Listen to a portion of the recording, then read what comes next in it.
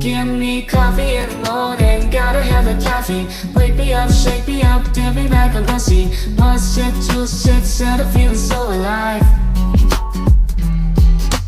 Coffee in the morning, it's the best way to survive.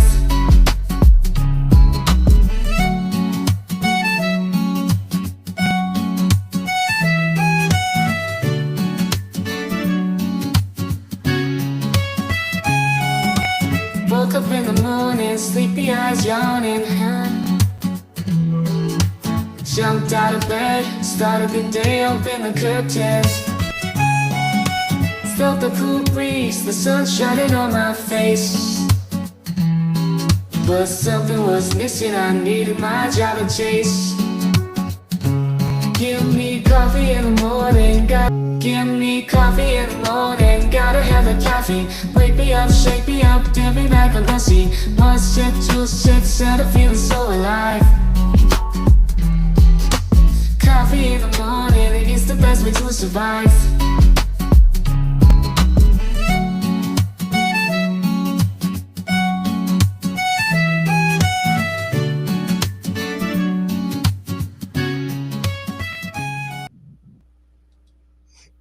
Good evening, guys. Did I confuse you with my morning time coffee song? I meant to make us a evening stream song, but I forgot. So we just had to go with the morning show theme song. Welcome in, everybody. Um, Welcome in, mods. How y'all guys doing? Everybody can hear me okay? Sound check. We're running with the swamp signal, so let me know if we're good.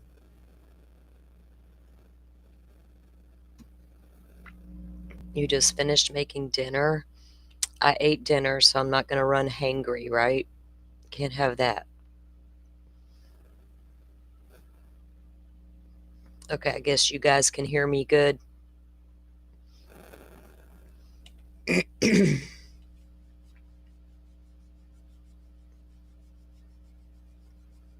Good deal. Sounds great. Sounds good.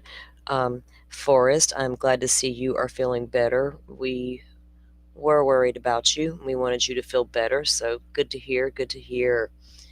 All right.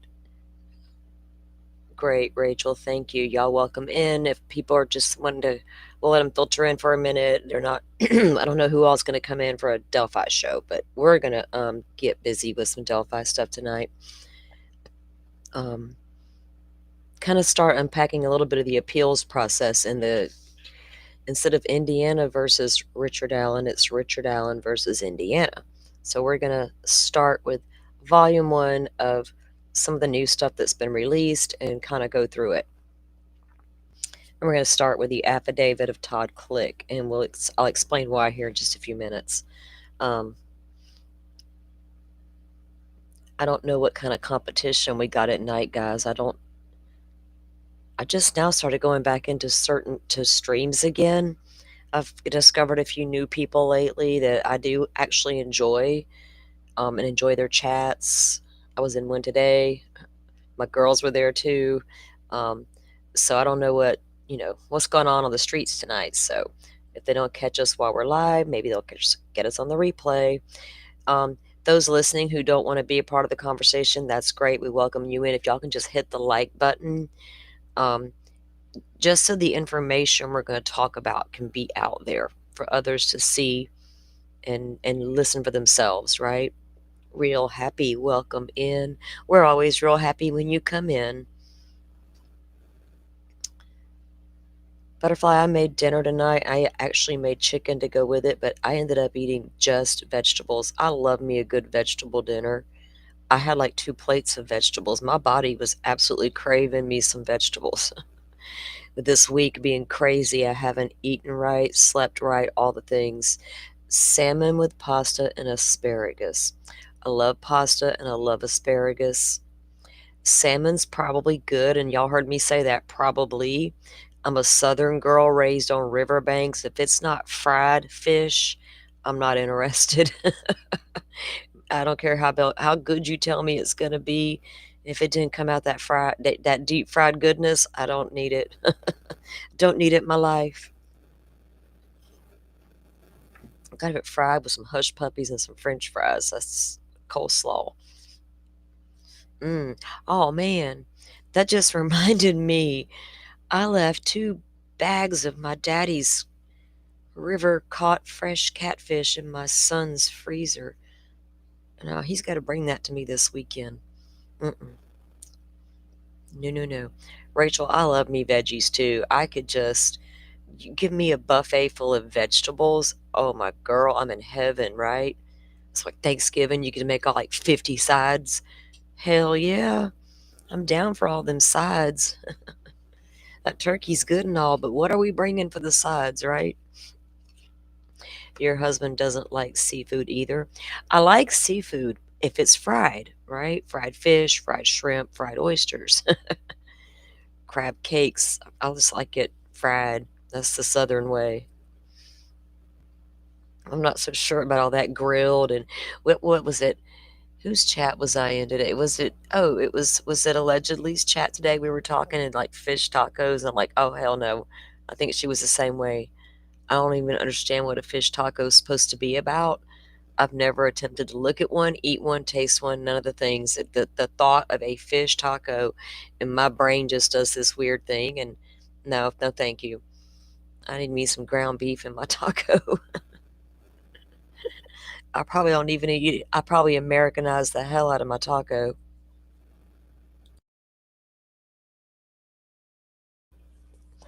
All right, y'all.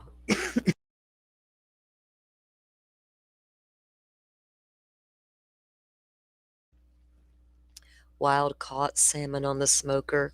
I've heard that's good, but yeah. Would Rachel, you live up there. Will they y'all have a lot of salmon there, right? Like do y'all fly fish there, Rach? We don't do a lot of fly fishing here in the South. They bass fish, catfish, brimfish, all the things, saltwater fish, but no fly fishing, right? Butterfly says, yum, fish tacos. Okay. What do you put on a fish taco? Like the same thing you put on a regular taco? Like a little lettuce and tomato and some cheese? Pulled pork tacos?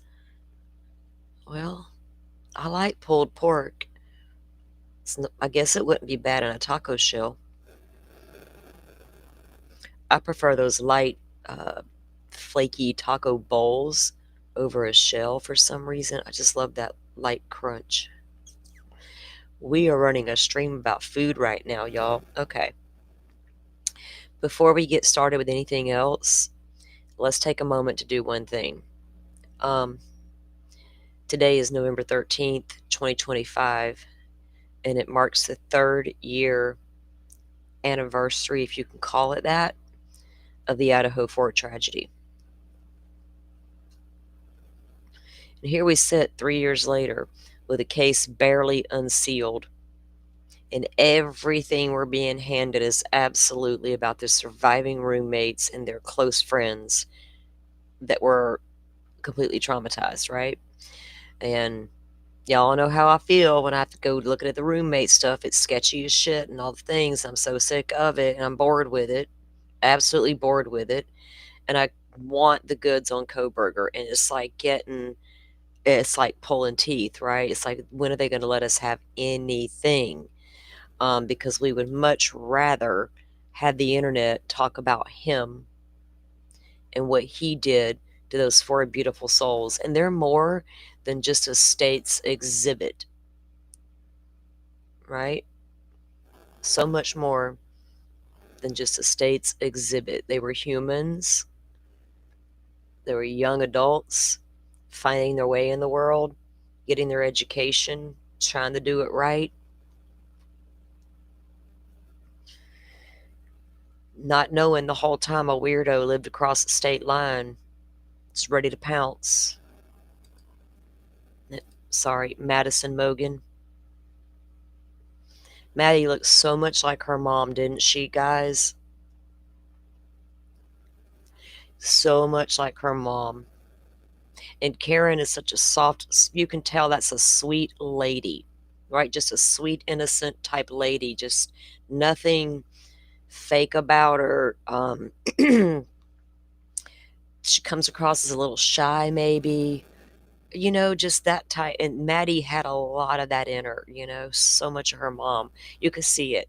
And so funny if you watch the videos that Maddie herself created, her and Xana were funny as hell. So, Maddie, rest in peace, baby girl. Kaylee, the little spitfire of the group, right? How many times we've heard her parents talk about her, the middle of 5 kids? Could you imagine? I'm not a middle child. I'm the oldest, but I've got one that is a middle child, and boy, she's like the little wild child, right? That's Kaylee. Smart, ambitious, followed true crime.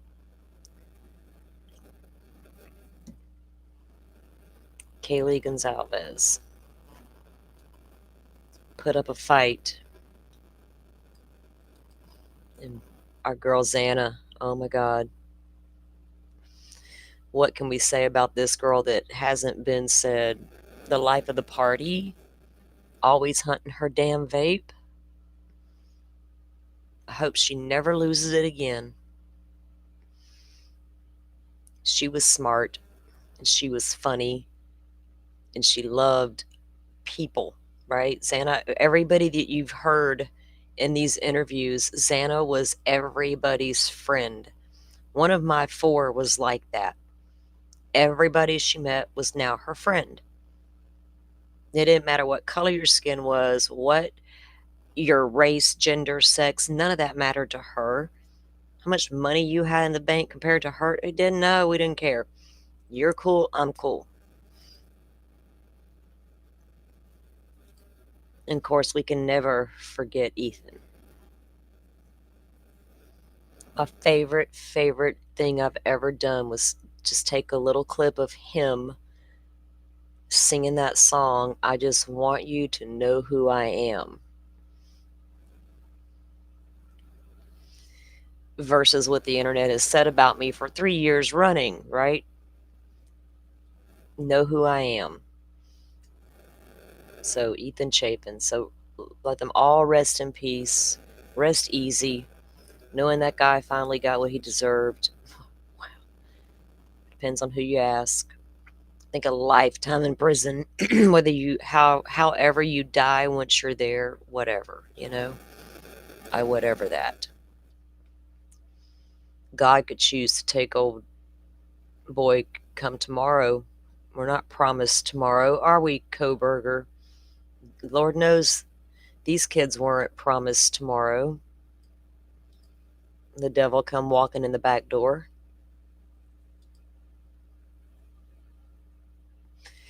Okay, so today, Judge Hippler ruled on the restitution. Y'all think he did that on purpose, knowing Judge Hippler the kind of the way we do? I feel like he may have done that on purpose. He could have done that yesterday. And Kohberger didn't get his way. So let's take a look at that real quick, and then we're going to get into this the document for the one we're going to go over tonight. So nothing new's come down that they've unsealed that's worth a damn. And there's just an interesting footnote, or not, well, one of the footnotes in here. All right, let me get the screen up and share it with you guys. Hopefully everything's running smooth. If y'all start having any issues, let me know.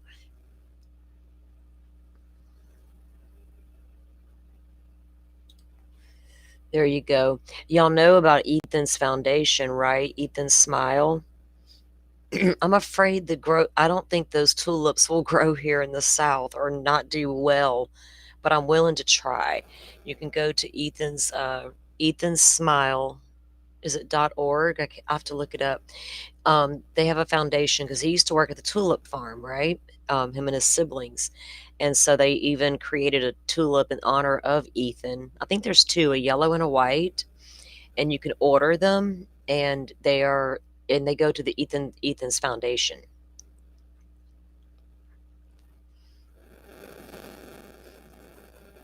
So if you got, and Rachel, you'd probably grow those really well in your area, right? Oh my God, they'd be so pretty.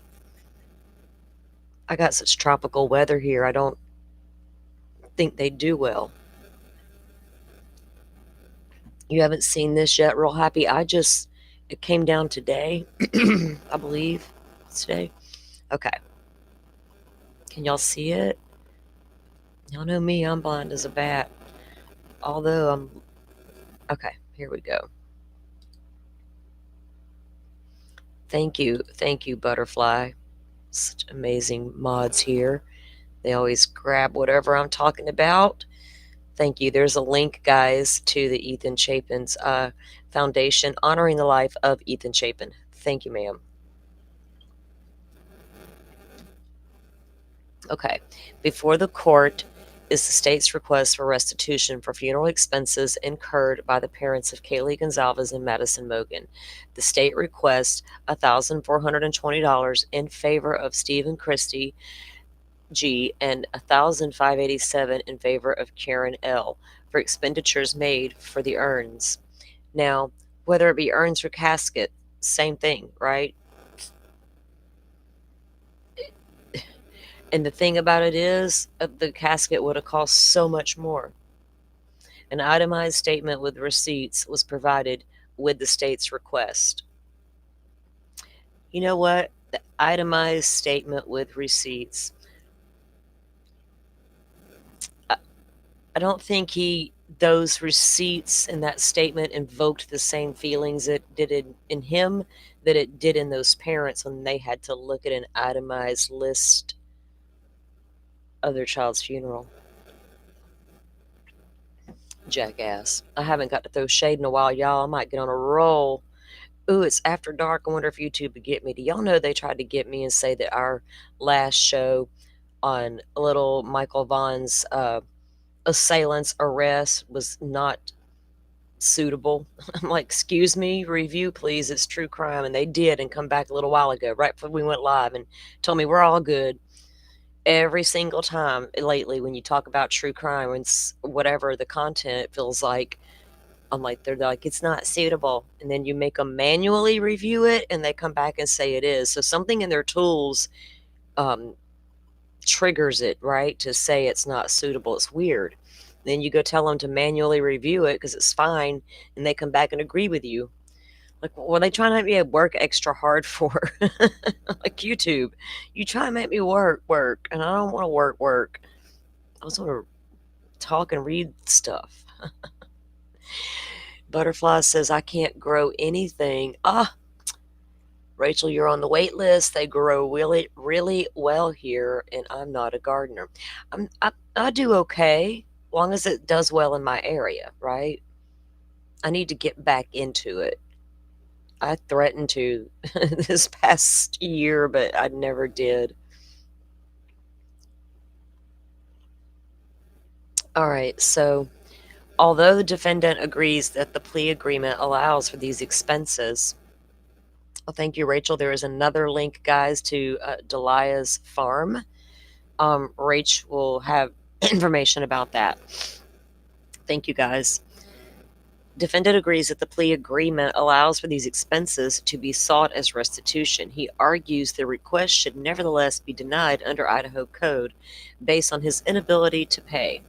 Oral argument on the state's request was held on November 5th, 2025, after which the court took the matter under advisement. I wasn't streaming then, I was moving, right? So we didn't even get to watch that together, but I did watch it.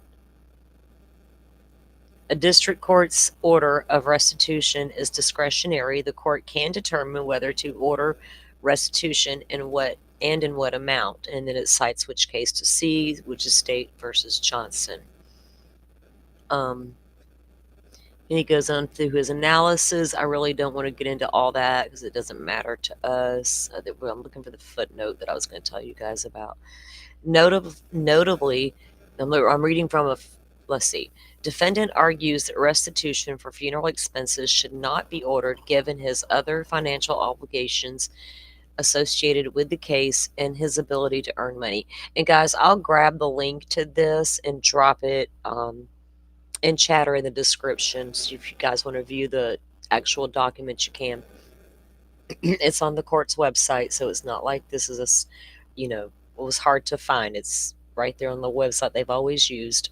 I don't know why at the end of the day I cannot talk.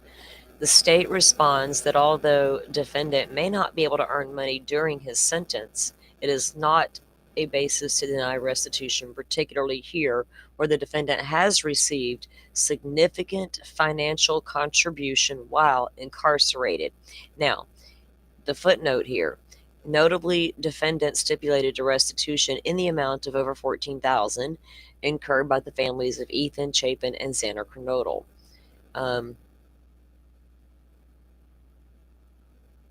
Okay, that's not the one I wanted to read. So if you go down, they start laying out the expenses again that they've done in the past, and it's in, let's see, right here.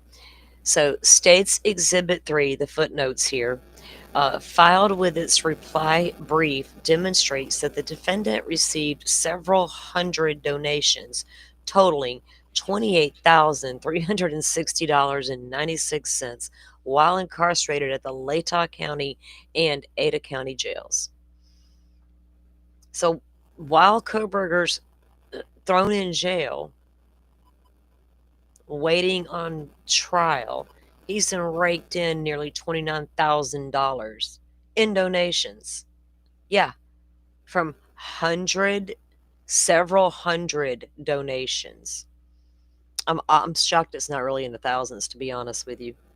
And that's Rachel, right? Fuck, what? Every bit of that 28 grand should have been put into an account, like an escrow or something. Like, give him his $50 a lot. But like, I think in my county jail, it was like, I think there was, hang on a minute. How does he get that much in a county? I got to look at that, because I think in our county jail, you're only allowed so much per month. And in anything like over $50, they charge you to house you or whatever. And they take some of it if you get over $50 a month. So like a lot of people, that girl, because I interviewed a girl one time that was in the jail about different things.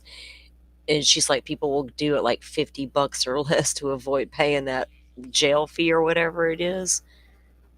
But he got 28,000. Yes, Happy, can you believe it?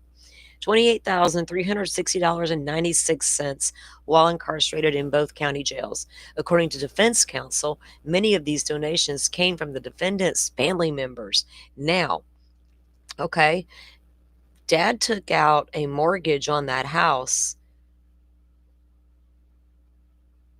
I gotta look at the dates on that again, because I feel like it was after he started WSU, but I think it was before his arrest, because it was kind of like coinciding with college fees. You know what I mean? I gotta go back and look at that stuff. The family's got that kind of money. A lot of families struggle to keep enough money on the books month to month. You know what I mean? You got those ladies on fixed incomes and their baby goes to jail, prison, whatever. And she's obligated now to send him a little change every month to get himself some commissary. Holy smokes. Okay, well, there you go. Then it goes on to talk about the states. So the judge ended up going, court finds the requested amount is warranted under Idaho code. Separate orders awarding $1,420 to the G's and $1,587.79 to the Laramies for funeral expenses will be issued. And he did. He issued an order for both, stating that right there. So, ooh, Lord, help us all with that one. Like, come on, man. Don't forget who it's about. Like, give me the goods on that guy. Jeez. Y'all know how bad I want to get a hold of his damn arrest stuff. The body cam of him being arrested.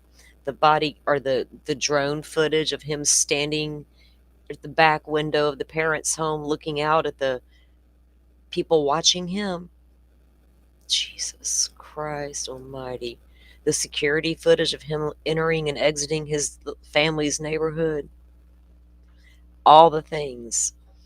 Where's it at? It's like now I'm starting to get a little bit irritated. It feels like, what is the secret, right? What are you actually hiding? If there's nothing to hide, you would give it to us.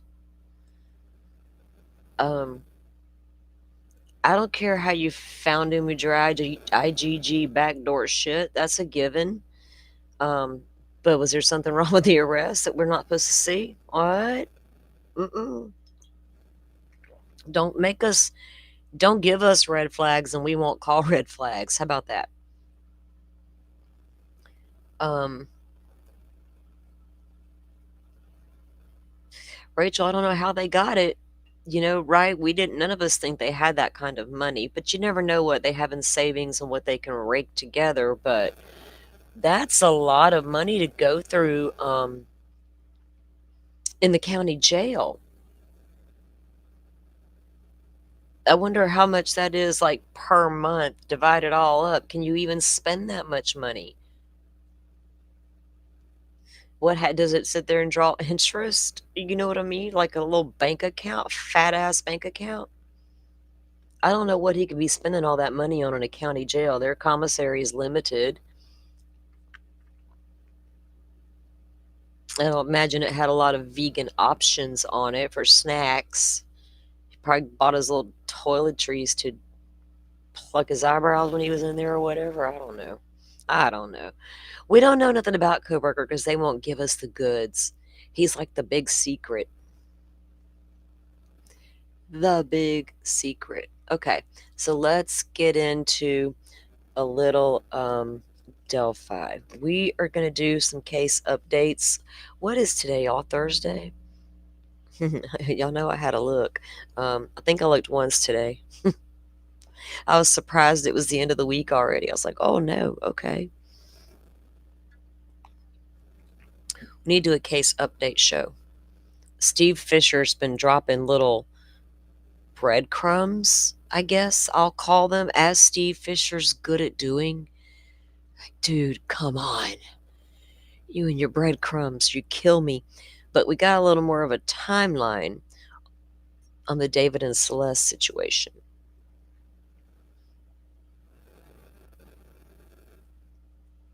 All right.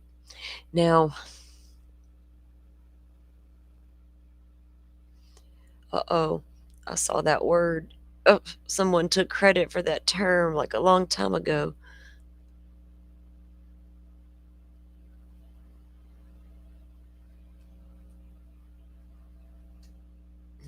Rachel, he had all that tablet time, right, with mother. He's got to FaceTime his mother, or not actual FaceTime, but whatever their little tablets let them do, see each other.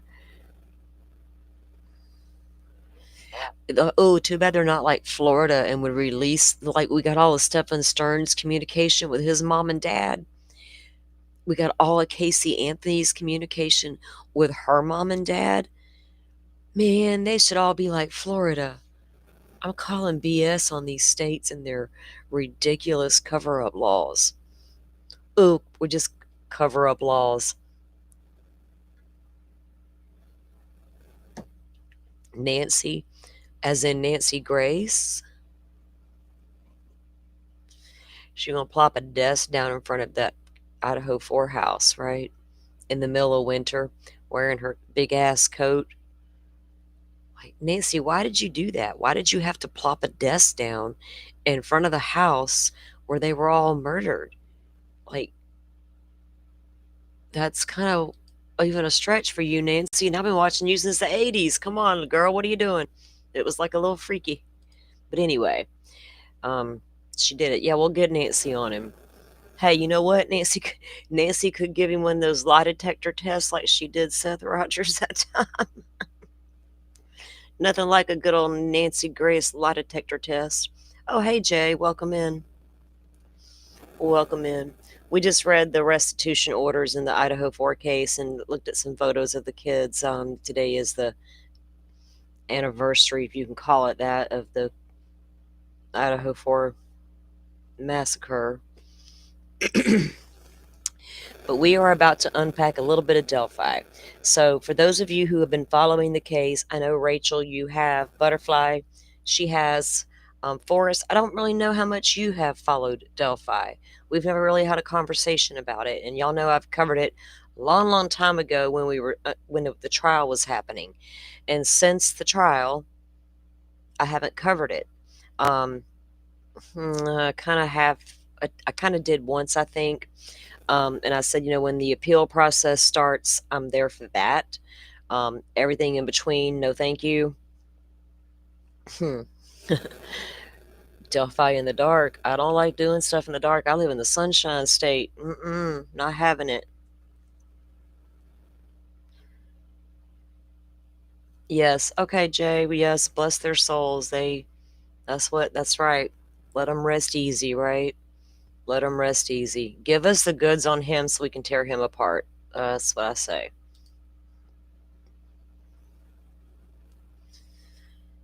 Goodness. So, after the trial, Richard Allen was found guilty. Some will call it a makeshift trial.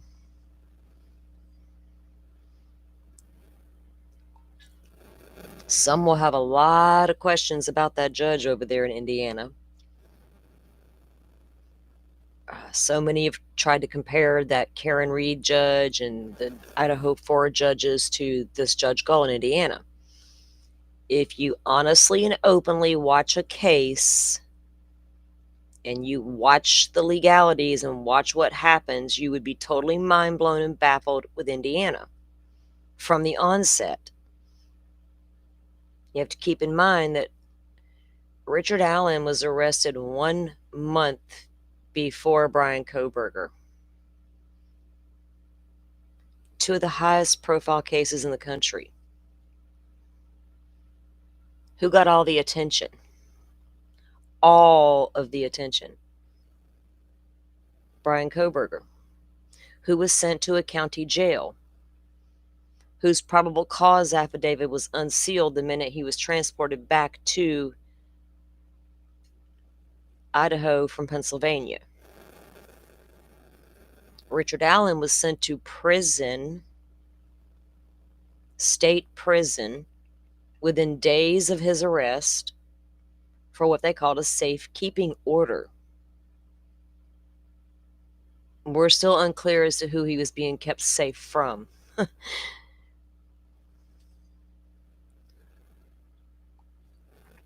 Bryan Kohberger survived a county jail, and look what he did. Casey Anthony survived a county jail, and look what she did, or was accused of doing.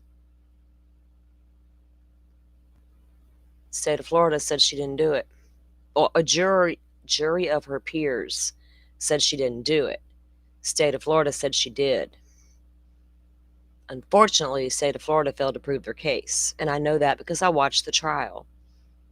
And I said halfway through, she's going to walk out the door.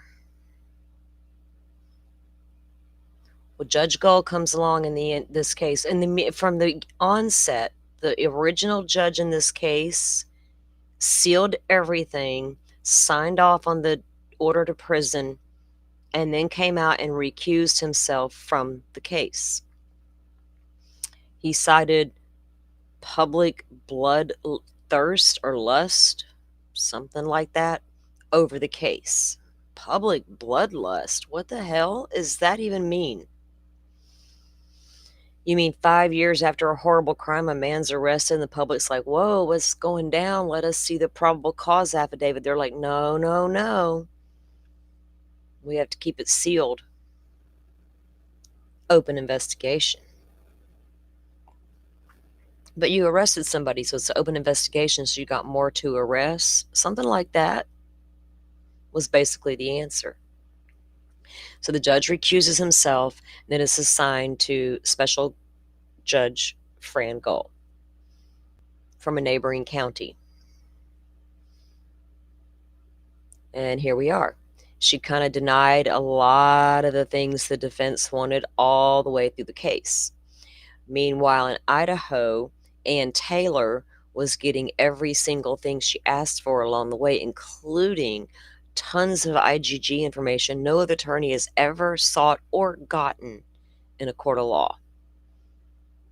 And Taylor was getting information from the FBI via TUI request that no other attorney had ever received before.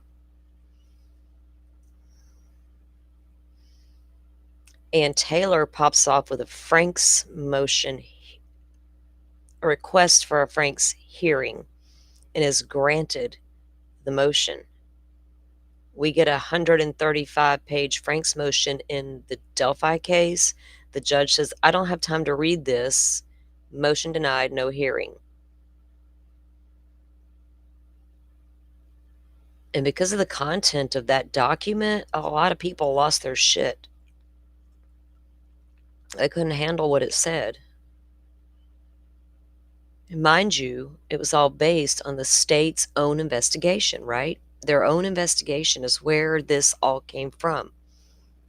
And not only the state's investigation, the county investigation, the FBI investigation as well, which will lead us to Todd Click and company.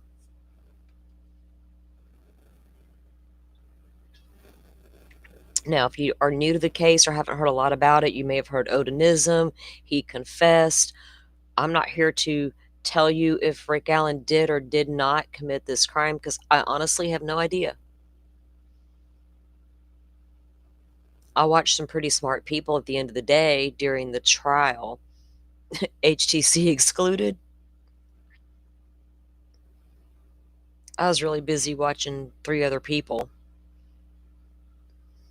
I'm not ashamed to say who they were. Defense Diaries, Andrea Burkhart, and sweet, sweet Lawyer Lee. That's who we appreciated in the Delphi situation.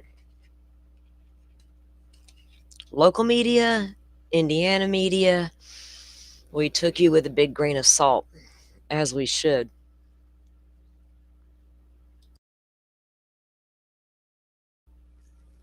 We needed fair, unbiased reporting. We needed cameras in a courtroom there more than ever. God, there more than ever.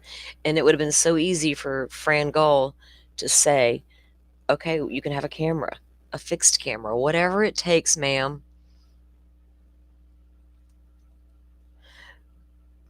Yes, they sent the FBI away. What did the FBI do that was so bad that they want to tell them to go away? Who does that? Normally the states are like, please come help us. FBI, come in. What you got? Can we use all your things, all your tools, all your shiny toys? But then you're like, oh, that's what you say. Never mind, FBI, go away. What are you, goodness, what are you thinking? Never heard of such. Forrest says those are the ones he watched as well. Yeah, me too, Forrest. And you know, it was great about the 3 of them. If one missed something, the other picked up on it, or they could all have a slightly different take on a same whatever, but you felt like you were getting an unbiased opinion, right? Or and Andrea's got she's like us. She can't really hide what she's thinking and feeling. She can't, but she wasn't wrong with her feelings, right? They aligned, so I was good. Hey, Wolfpack, welcome in. Inserting yourselves. Okay, so there was a guy. Damn Delphi. Damn it, Delphi. Let's see, did I save that or can I pull it up? What did I do with it? I don't know. Oh, Lordy. If I say his name, am I going to get attacked on the YouTube streets? Well, you throw yourself in a court document. Guess what? You are fair game. I mean, some of y'all ask for it. Yeah. I got the latest documents, Happy in the case as well with Meehan. something I got to look at that because something happened recently in the case. Okay. Greg Ferenczi, Todd Click, I mean, and Murphy, right? Kevin Murphy were the three task force members, right? FBI task force members that were investigating the Odinist angle in the Delphi case. And Greg Ferenczi was Terre Haute police officer, right?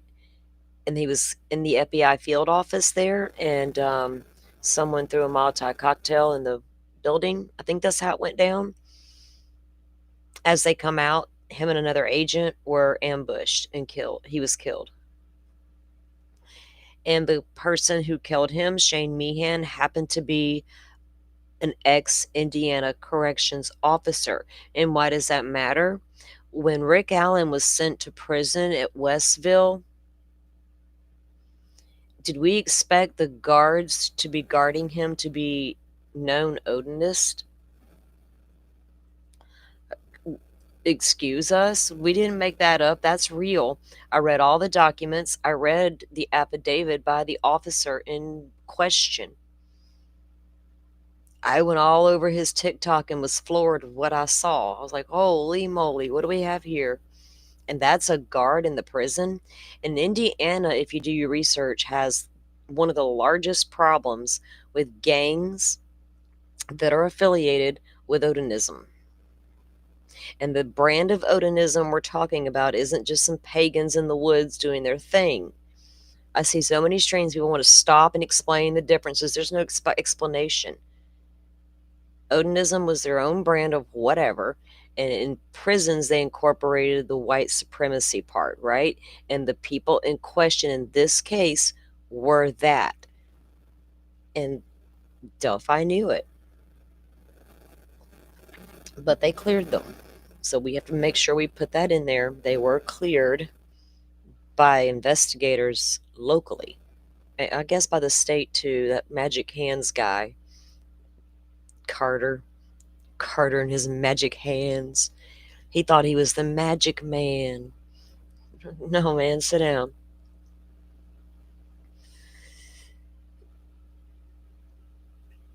Ooh, it runs deep. Oh, girl. The darkness runs deep in Delphi. Lord, does it? Y'all ain't lying. Okay. Okay. Now I lost track of what I was going to show you. Okay. Let me see who put that on here. I know who did.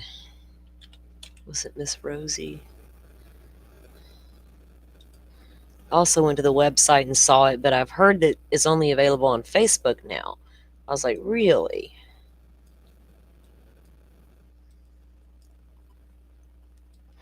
That'd be crazy. I wonder why that is. Let me see if I can get to the post. What was that?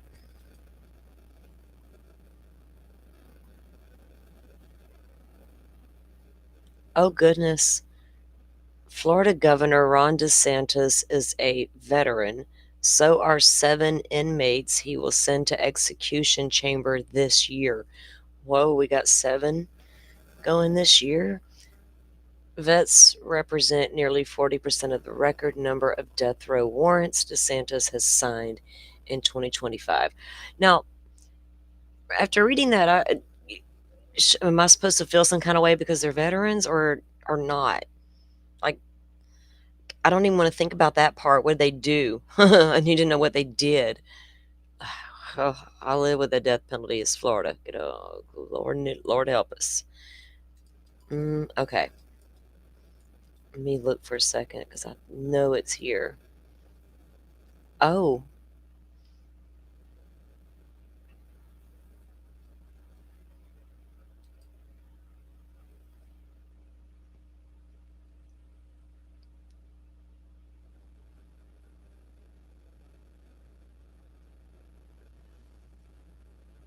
Okay. So this is it. I didn't realize this was out there until just now. Okay. This is what I want to show you guys. I don't know how many of you are familiar. We've been seeing enough bad actors in this space lately, right? The HTC of it all. the other guy of it all, other people doing shady shit behind the scenes. I don't even know. Enter Anthony Greeno of the Delphi case. If you know, you know. If you don't, he was a player in the case as far as YouTube goes. Had a YouTube channel, did a lot of things, wreaked a lot of havoc, apparently. Took channel down, went back up, down. I don't know. Bunch of stuff. So at some point, the Carroll County Comet has a editor named Holly, what is it, Ettenmiller? All right. So this is new. Anthony Greeno has a big history. He has a criminal history. He's claimed to be a bounty hunter. He's kicked in the doors of the wrong places before, according to police reports. He's done a lot of things, and he's did a lot of things in this case. Never good stuff, in my opinion. I never cared for his content. So this is his probable cause. He just got arrested. He got arrested along with the former editor of the Carroll County Comet, the local newspaper for Delphi, Indiana. You can't make this shit up. And if you know that Greeno story of it all, then you will understand more. I just don't have time to go into all of it now because, oh boy. This is Anthony Greeno's probable cause affidavit and his charges. Nick McClelland and Stacy Diener are the prosecutors. They prosecuted Rick Allen. On or about May 11th, 2025, in the city of Delphi County of Carroll, law enforcement was provided with the information that Anthony Greeno was at the apartment of Holly Ettenmiller of 215 South Washington Street. She was reporting that he was in the possession of a giant bag of weed. Damn it, man. Officers responded to the apartment and encountered Holly at apartment 2 where the door was ajar, and she responded to officers Corey Baines, Drew Yoder, and Colin Deckard. Upon entering, Greeno was observed sitting on a stool at a kitchen island and appeared to be asleep. On a stool at a kitchen island? Alrighty. Just on marijuana? I got questions about your marijuana, sir.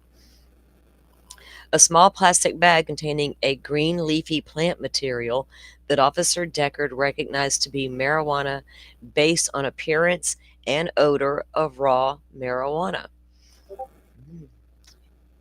Officer Deckard made repeated efforts to wake Greeno as he appeared to be in a deep sleep.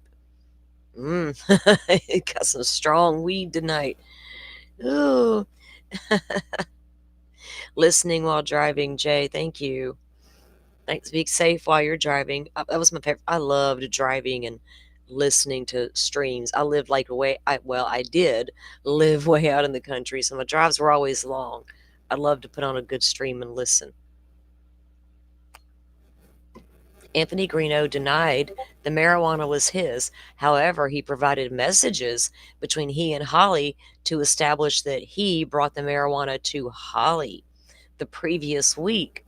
And the messages included discussions of the cost for flour, edibles, vapes, specifically occurring on May 6th.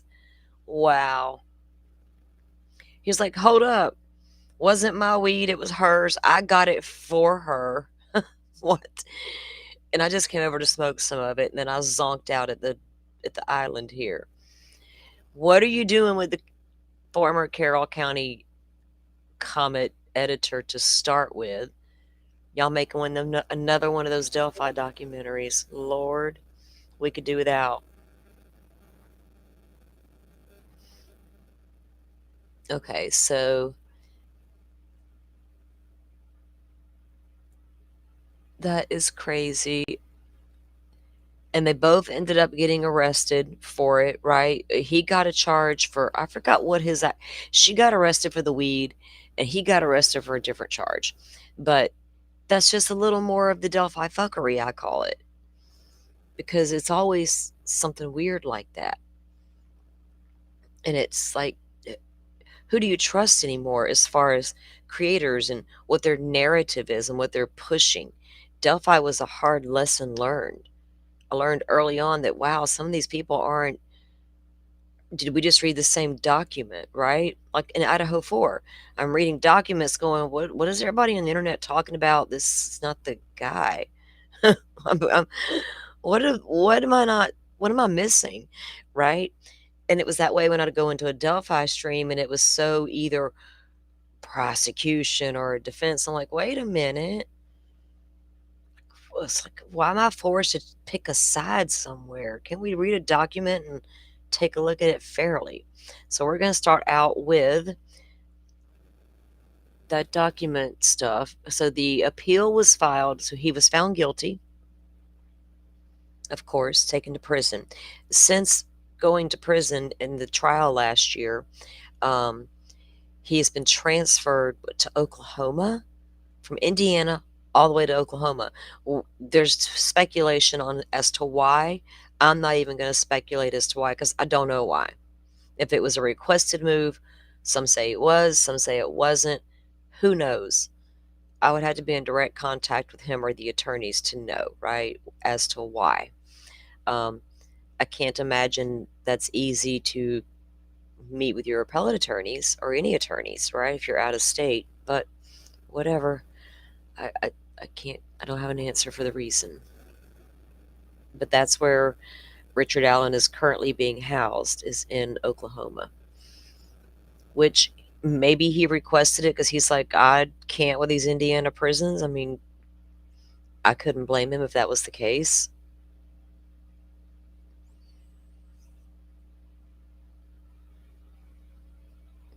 What giant bags will get you? What giant bags are we talking about?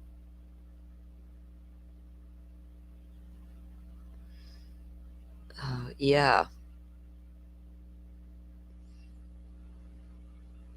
exactly, Wolfpack. He sure did. This Delphi documentary he was going to produce, all the different things. Man, oh man, oh man, oh man. So much has happened with between all the weird things that happen in these high profile cases that come to the YouTube streets, right? It's like, don't do we need all the extra stuff? Because the cases themselves are pretty messy at times, based on just an investigation, right? Or a crazy trial, or a crazy defense, or a weak prosecution, or whatever. Oh, the yeah, they're doing a book. Yeah, MS of it all, them people. Hmm. I can't with those two. It's like, can we get unbiased, please? All right, let me get to the page we need. Page 9.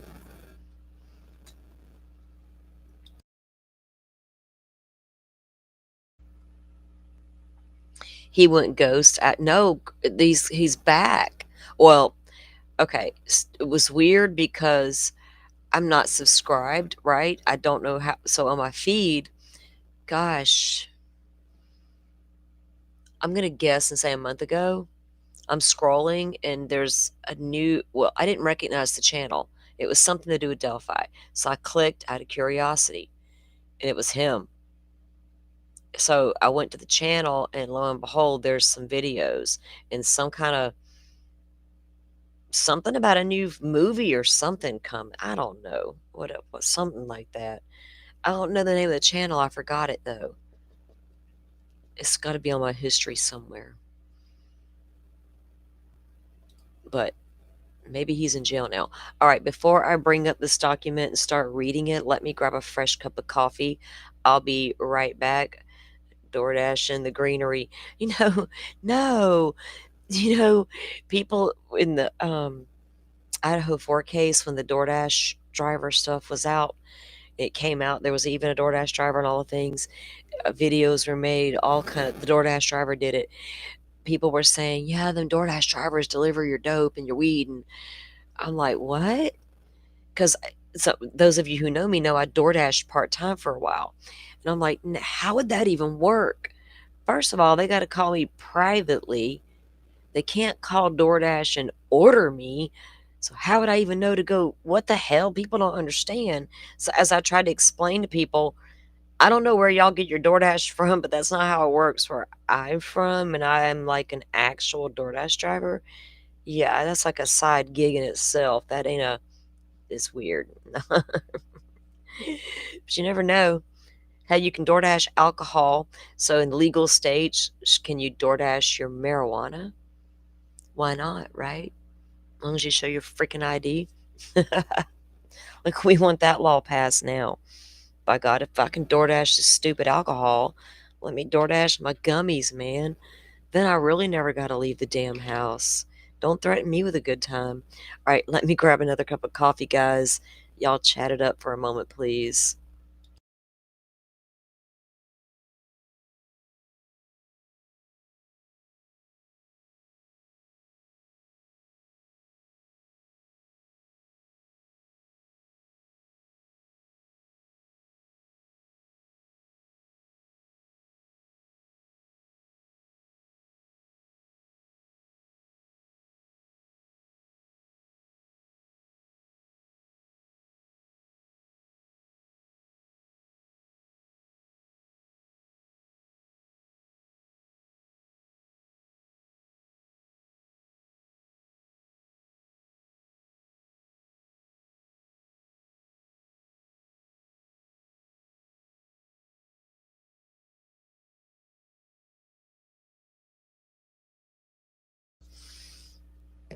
Okay.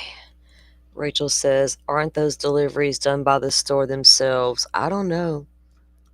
We got tons of them throughout Florida here in spoil my neck of the woods we do. But I don't know if they deliver. Shoot. Maybe I should check into that. Well, about that delivery lately. Now that I'm in the city and can get things delivered, I'm taking full advantage of it. Might be my downfall. Might not be a good idea. Okay.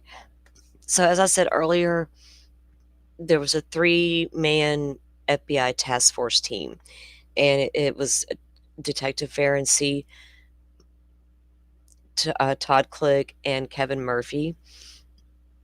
And Todd Click was set to so Todd Click, what a story.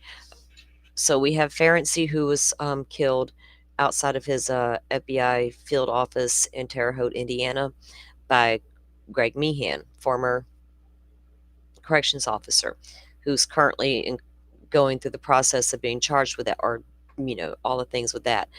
So back to Todd Click, he gives this affidavit. He also contacts the prosecution directly via a certified letter. We're going to look at that here at the end.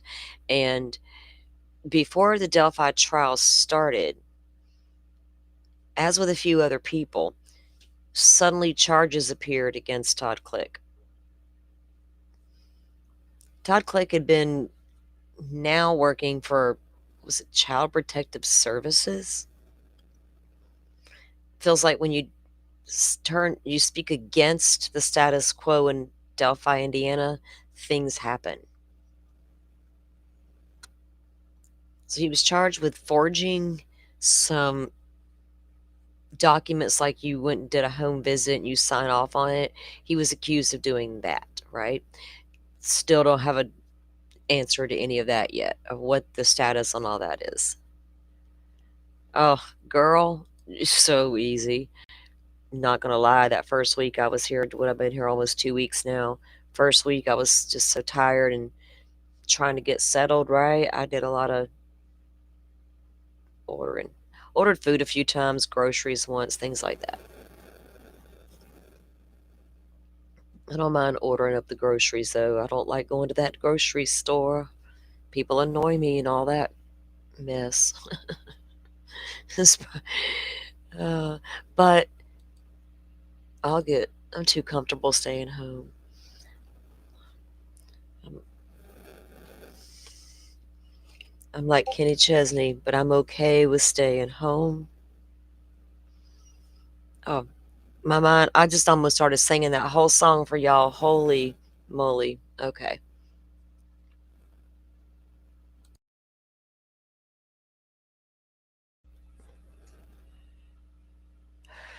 All right. So this is from Todd Click in Delphi.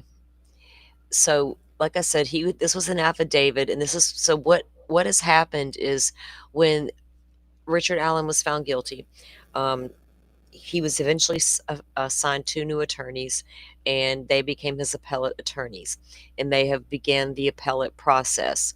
So it was taking forever to get old Jody over there in Delphi, Carroll County Clerk of Courts, to get it together and release anything in this case. After trial, there was like a public fundraising event to raise almost over $4,000 just to try to get trial transcripts.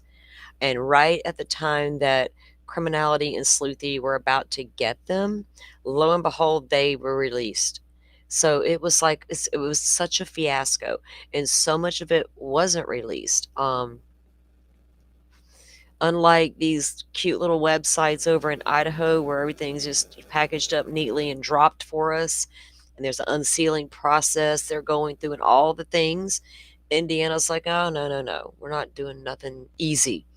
So finally, the appellate court, they finally agreed and gave an extension on the appeals and ordered Carroll County to turn over all these exhibits, right, for the purposes of the appeals process.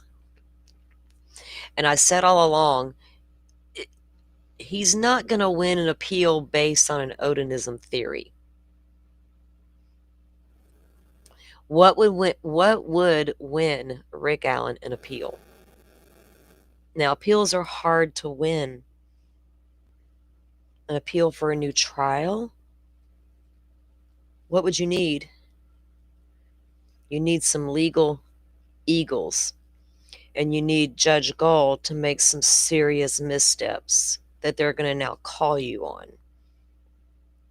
And did she make enough? Did she make any that are going to land legally? Now, remember, twice the Supreme Court had to intervene during this case because of Judge Fran Gull. Once she fired Rick Allen's attorneys, I don't like you today. Oh, today I'm going to let cameras in the courtroom long enough to say I fired you. But really, behind the scenes, they'd said, oh, we quit. We can't with you. We quit. Basically, you're about to go out there in the public's eye and throw all of us completely under the bus. We're done. We can't win this battle. So she goes out there and says, oh, they quit. You know, I'm firing them or whatever the hell she said. Like, that's the only time she let cameras in the courtroom for a hearing that didn't even happen. So I don't know. Give us that, but they wanted it all, and she was finally ordered to do it. So it's all been coming out, and man, is it finally been coming out. There's still so much more missing, and stuff that's redacted. And you know, there's some good people out there putting it all together and showing it in a way that people can understand it, and I appreciate those people doing that. All Eyes of Delphi, Sleuthy, Delphi Docs. I mean, God, the list goes on. There's just some really and All Eyes, man, her GitHub is amazing. I was able to get there, and you can reference so much stuff there. And we're reading documents today from MB Inc., friend of the channel here. This is his Scribd account. He's great about putting documents there as well. So that's where I'm using this from today. So Todd Click, this was his affidavit, and it's going to describe what he did, who he is, and what he does. Okay. So I am a 50-year-old male who currently lives in Rushville, Indiana. I was employed with the Rushville Police Department beginning in February of 2001. I served as Assistant Chief of Police to the Rushville Police Department from January 1, 2012 to December 31st of 2019. I retired from the Rushville Police Department on December 31st of 2021. I have a bachelor's degree in criminal justice with an emphasis in forensic psychology. Oh, goodness. You know who else had that? In June of 2018, I was approached by Detective Greg Ferenczi and Detective Kevin Murphy regarding the Delphi murders. Both Detective Ferenczi, so that was 2018 that he was approached, okay? Both Detective Ferenczi and Murphy were interested in communicating with individuals in the Rushville area that they believed may have been involved in the murders. Thank you, Butterfly, for dropping those links to our friends at the channel here, our beautiful All Eyes and Mr. MB. They're great accounts to follow.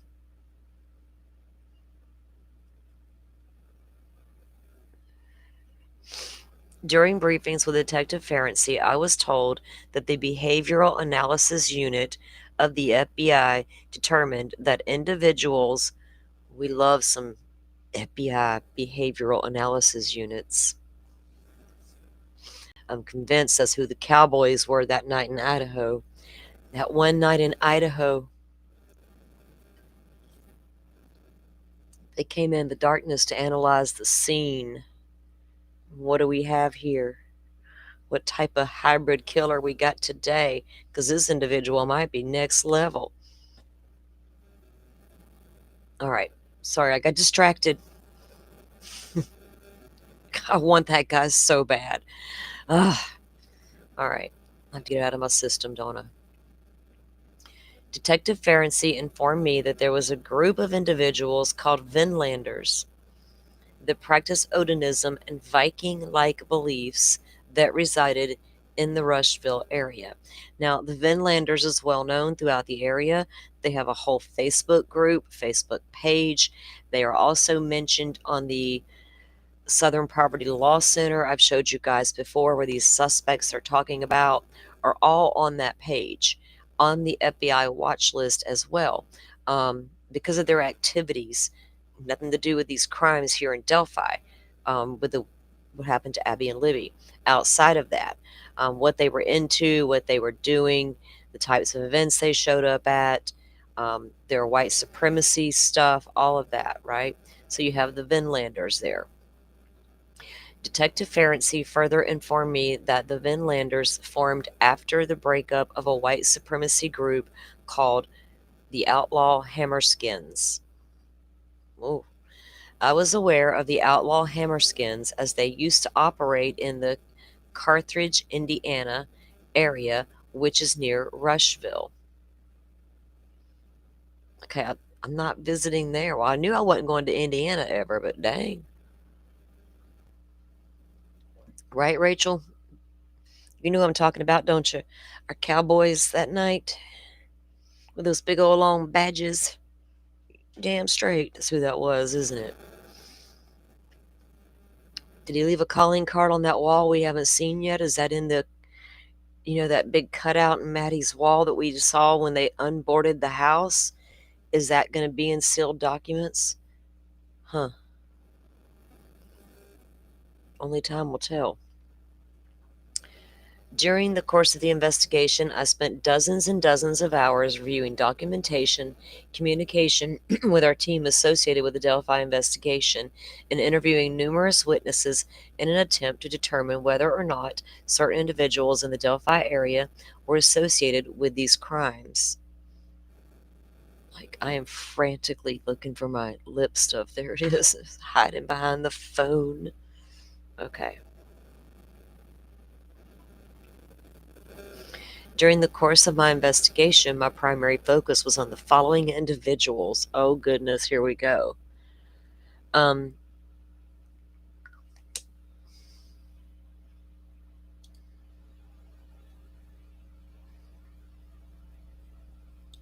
I don't know. These names are in documents. During the course of and they've been spoken many a times on the internet. So during the course of my investigation, the primary focus was on the following individuals. Elvis Fields from Rushville, Indiana. Oh, Mr. Fields. Rod Abrams of Rushville, Johnny Messer of Rushville, Patrick Westfall of Delphi, Indiana, and Brad Holder of Logansport. Now, Brad Holder's son was dating Abigail Williams, so keep that in mind. Here he is in the mix, right?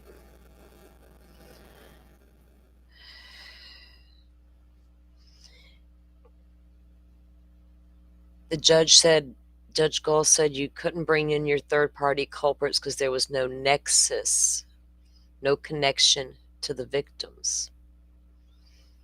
His son dated the victim. To the best of my knowledge, Detective Ferenczi was processing his reports and other information through an FBI database. In contrast, Detective Murphy was processing his information and documentation through the Indiana State Police database. I was processing my information and reports through the Spillman database used by the Rushville Police Department. Good old Spillman. I recall being frustrated with the lack of continuity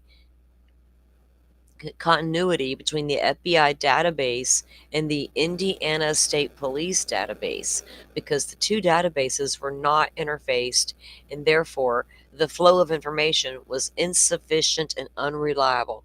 Well, Magic Hands couldn't fix it. This little fancy fixing machine. He should have directed some funds to do something about that, shouldn't he? Got one of the world's largest cases in your lap. All hands on deck. We need information to flow like butter, not end up in a box in a drawer for 5 solid years. That might not have happened if they'd have focused on ways to streamline the situation, right? I heard they was all crammed in one little ass room together at one point. What happened? Oh goodness. Oh, maybe I shouldn't be so judgmental. If you didn't dance in the dark, I wouldn't have to be. I should write that down. All right. So he's concerned now that this information is insufficient and it's unreliable. I also recall being frustrated because we as police officers were not allowed to take any material investigative actions without first reaching up the chain of command and getting the permission of of unified command. Sorry, this is smaller than I'm used to and I can't make it any bigger. I thought that I could, so my bad if y'all can't see it good enough. Actually, don't look too bad on the phone there. Okay. um I'm blind, so it is what it is. All right. No, he couldn't morph it together. He couldn't morph it together, butterfly. I like that. Okay. So they had to go up to unified command, which was the command set up in the Delphi there for permission to take any material investigative actions. That's crazy. Like, what if you stumble across something in the field and you need to take action right away? Oh, you mean like that one time when, was it Murphy who dropped Elvis Field off at home after an or a questioning?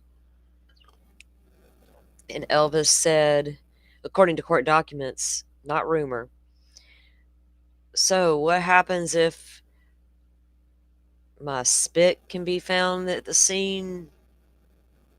What? Yeah, I think we're going to read about that in a minute. What did you say, Elvis? Okay. I also recall being frustrated when the police had to go up to unified command. Okay. Myself, Detective Murphy, and Detective Ferenczi became aware of statements made by suspect Elvis Fields that contained information that was unique to the crime scene, not shared with the public, and therefore of interest to the investigators.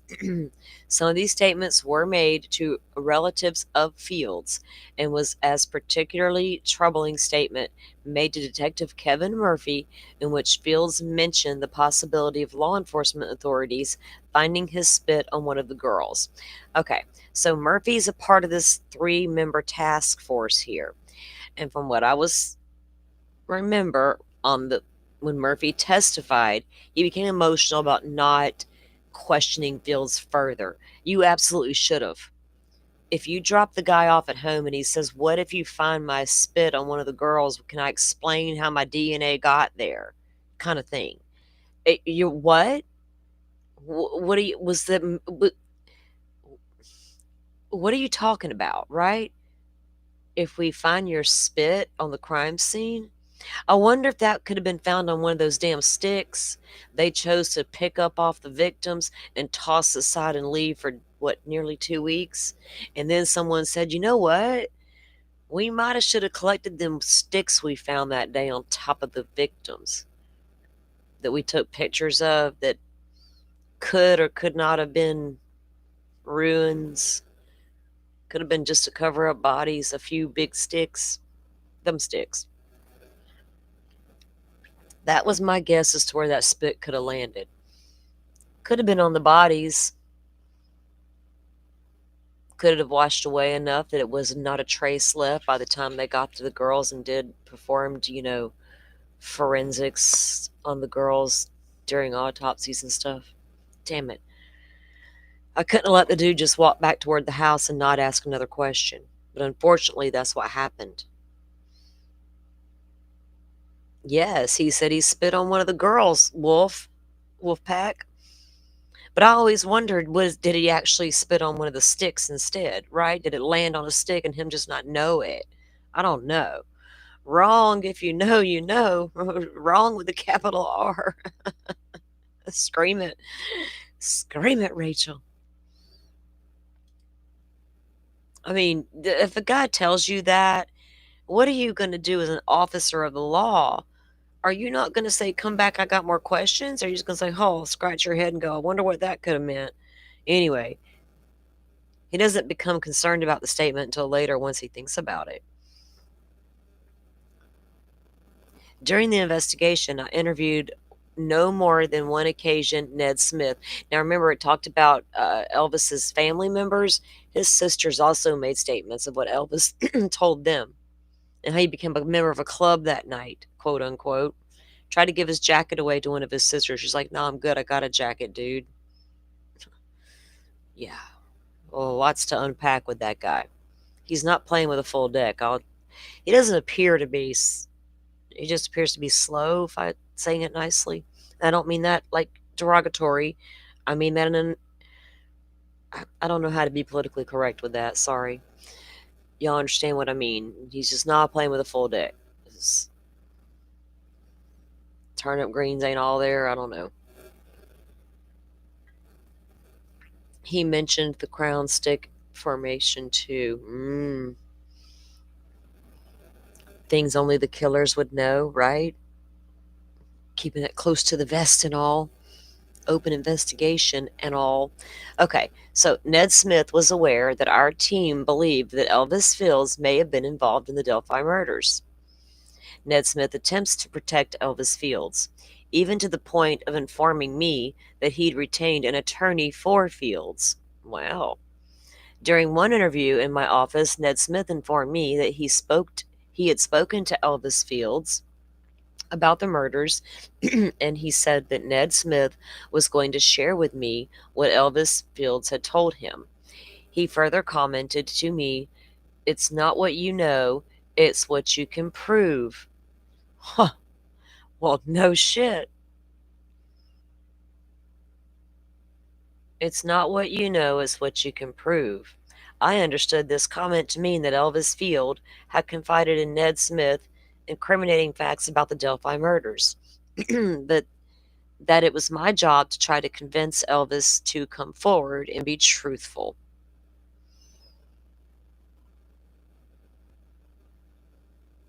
During the investigation, our team was able to connect Johnny Messer from Rushville with Elvis from Rushville. We were also able to establish a connection between Messer, Westfall, and Holder. The common connection between the parties was their affiliation with the Vinlanders and their Odinistic practices. Now, Odinistic practices. Remember, those guards at the prison were wearing patches on their uniforms in court documents, court ordered to take them off. One decided, well, I'll just go get a tattoo on my face instead. So y'all got people on the outside, members of this Odinist stuff, and you got prison guards as well. And it's being investigated in the Delphi murders very early on. And I can never forget Bill and Peggy Stevens out of Kentucky, and how the investigators there reached out to the investigators in Delphi wanting to compare their scenes, because what went down in Kentucky in that home was ritualistic, and somebody spent a lot of time in that home and rearranged things and staged it. There was one thing in particular, but the cops in Kentucky would not say what it was. I watched a whole interview about it. I was like, damn. Delphi's like, nah, nah. Sir, have you seen the witchcraft in them hollers?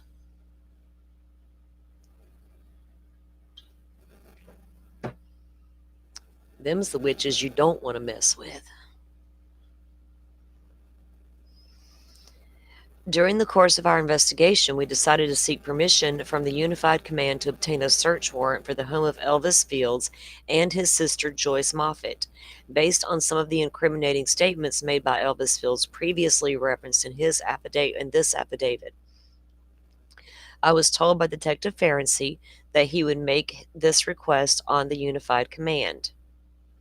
I never received any further information response from Detective Ferenczi or anyone else regarding the status of our request for a search warrant.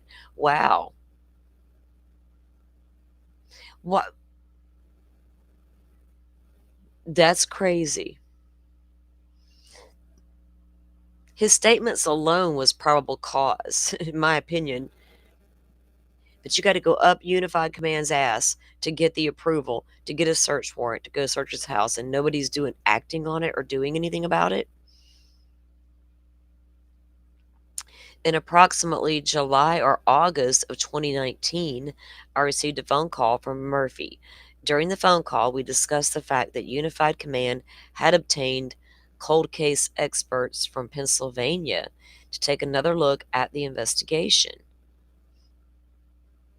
I was informed that said experts recommended that additional resources be directed toward the Rushville component of the investigation, but that Unified Command had chosen not to follow their recommendation. What, damn it. Unified Command. What good are you? I know, Wolfpack. I'm saying it's hard. Oh, y'all, lordy, lordy.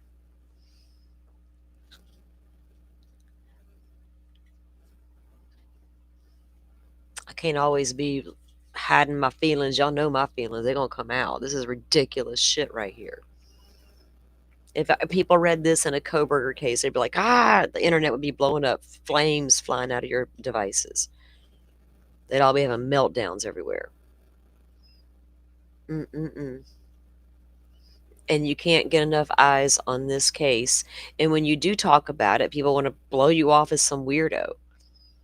I'm like, yeah, but I think Kohberger did it, but not like if I came out and told you Kohberger's not the guy and Rick Allen's not the guy, what does that say? I think Idaho got the right guy. Delphi, I don't know. Don't know.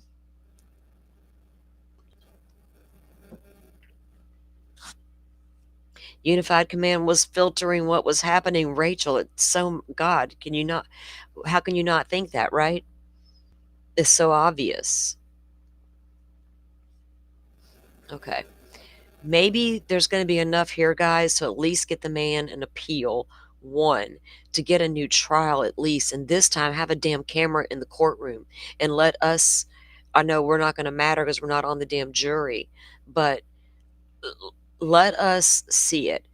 Okay, Casey Anthony will always be the perfect example. We know how the world felt about her guilt or innocence, but look what happened in her case. At some point, we have to accept what is and go on. Or do we, whatever, do we understand why it happened? right? Or try to.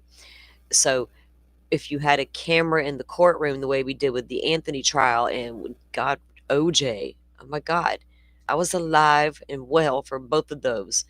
I mean, they were just all over the TV. It was the first time in American history that that happened. It was crazy times. And here it's like, no, you can't see anything. It, at least in Lori Vallow, we got audio at the end of the day. Remember, Chad had a camera in Idaho, but Lori didn't want one and won. So we were going to have cameras for Koberger.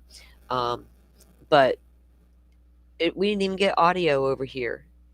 That that makes you side eye them, right? Okay, first no camera, then no audio. What the hell are you covering up? That you don't. You make me feel like I tweeted one time that Judge Gull made me feel like a conspiracy theorist, right? When people hear you talk about this wild case known as Delphi. But that guy confessed. Do you know the circumstances? Do you care to have a conversation and try to understand? I mean, it's that simple. After this occurred, okay, did I skip a part? The Unified Command, they never followed up with the recommendation. After that occurred, I was unaware of any other efforts directed towards the Rushville side of the investigation. Despite this, I continue to work on the investigation, as it is related to the relationship between Elvis Fields, Westfall, and Holder. I heard nothing further from Unified Command until charges were filed against Rick Allen in October of 2022. Why then? Why then? Did they want to shush you? Was they trying to pull a stunt? Throwing the finger to the mouth. Shh. Don't tell. But he continued to investigate.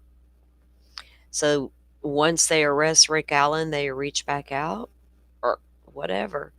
Upon reviewing the probable cause affidavit supporting Rick Allen's arrest, it became immediately clear to me that the information contained in the affidavit pointing to Richard Allen's guilt was far less compelling than the totality of the information that Detective Ferenczi, Detective Murphy, and myself had accumulated during the Rushville portion of the investigation.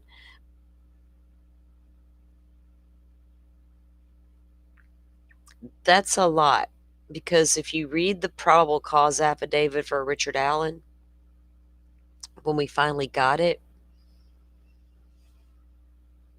I, they didn't even have DNA.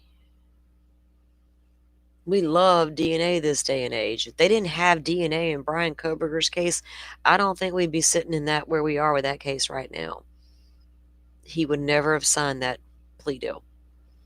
He was going to fight that digital evidence to the day the cows came home. That was his jams. The DNA was different. That was life and death.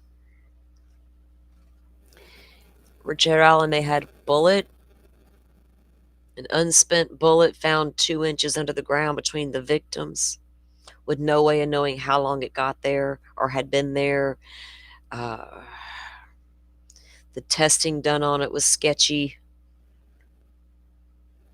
and that's in the documents as well.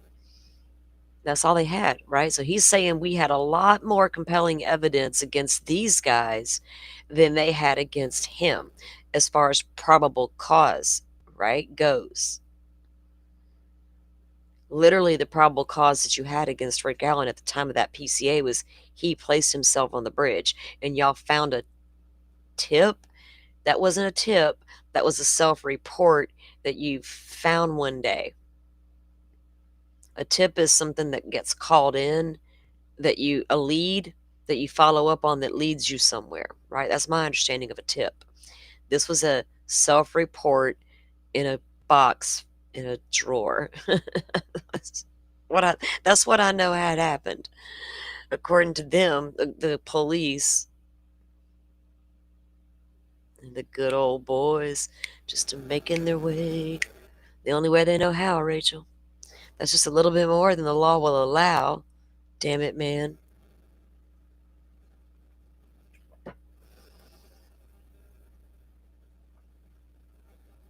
Oh no, that bullet, Rachel. The magic bullet. I can't help but throw my hands together and do the, y'all know, if you know, you know. I'm doing the magic hands like Doug Carter. One day, these two bridge guys' pictures will merge together and become one. Y'all know what I literally thought when he said that? If you know, there were two sketches, old bridge guy and young bridge guy, released 2 years apart. And I'm like, okay, so if they merge together and they're still the same person, so we're talking about the middle aged sketch of these two people. Like, so is that's how confusing it was. Yeah. Detective Farron C. Murphy and myself had accumulated during the Rushville portion of the investigation. I also noticed that there was absolutely no reference to any of the individuals that our team had investigated, or nor any occasion between the odonistic evidence that seemed to tie the crime scene to the behaviors and actions of the Vinlanders. This revelation was shocking to me. So he was shocked that there was nothing in that PCA tied to ritualisticism, odonism, whatever all that was. I then decided to seek private counsel to determine how I could best communicate.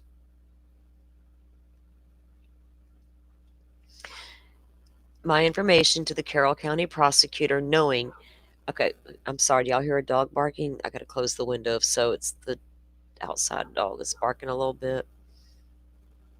My sister has two dogs out there.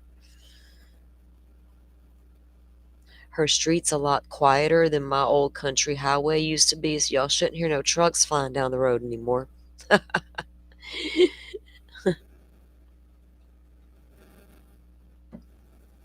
Okay. My information to the, so he was talking about sending in he reached out to private counsel to figure out how to best reach out to the prosecutors, right, about his information that he had. So he went to get his information to the Carroll County prosecutor, knowing that the nature that the high knowing that the high profile nature of this case could likely lead to some unforeseen legal resource. Ultimately, I signed a one-page letter drafted by me and my attorney, sorry, and directed the letter to Nicholas McClelland on or about April 23rd of 2023 via certified mail. And we're going to take a look at that letter at the end.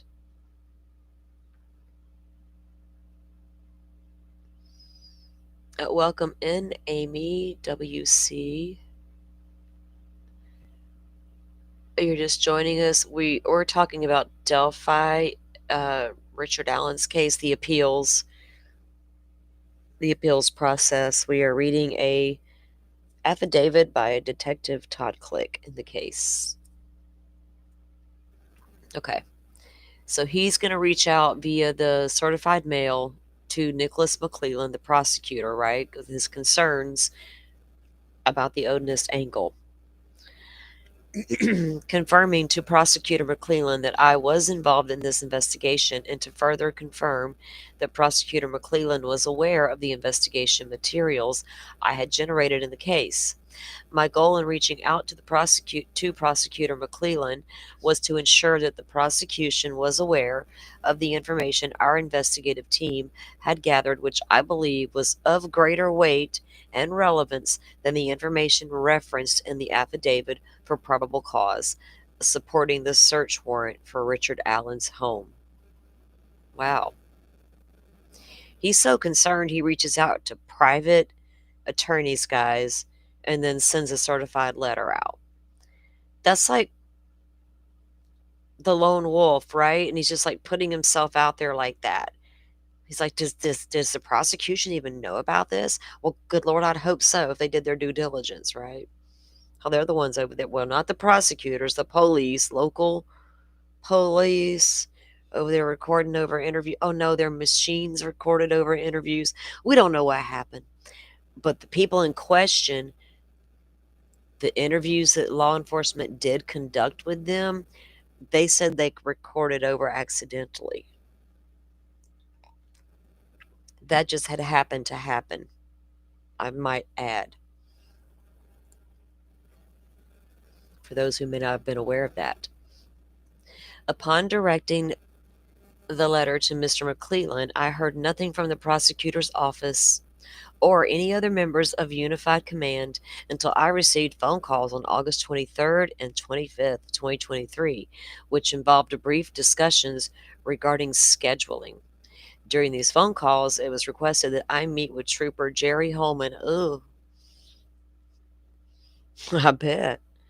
During the week of September 4th, 2023. Let's send old Holman in there. We'll get it done. Y'all, I'm sorry if y'all let me say it again. I'm going to throw shade and feel my kind of way about things, but I'm not going to tell you if this guy's innocent or guilty, Rick Allen. You're going to have to make up your own minds with what these documents tell you. I don't think the guy got a fair trial.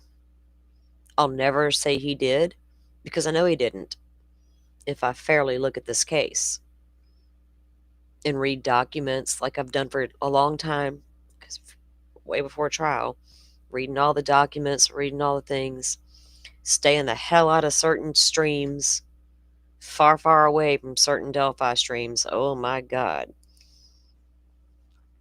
I have a mind and I can make it up. So I'll throw shade, but I'll never tell you how to think, okay? So y'all don't be all over here like, oh, you're child killer supporters. No, I'm justice for all. And I'm in Florida, so of course I want this shit in the sunshine.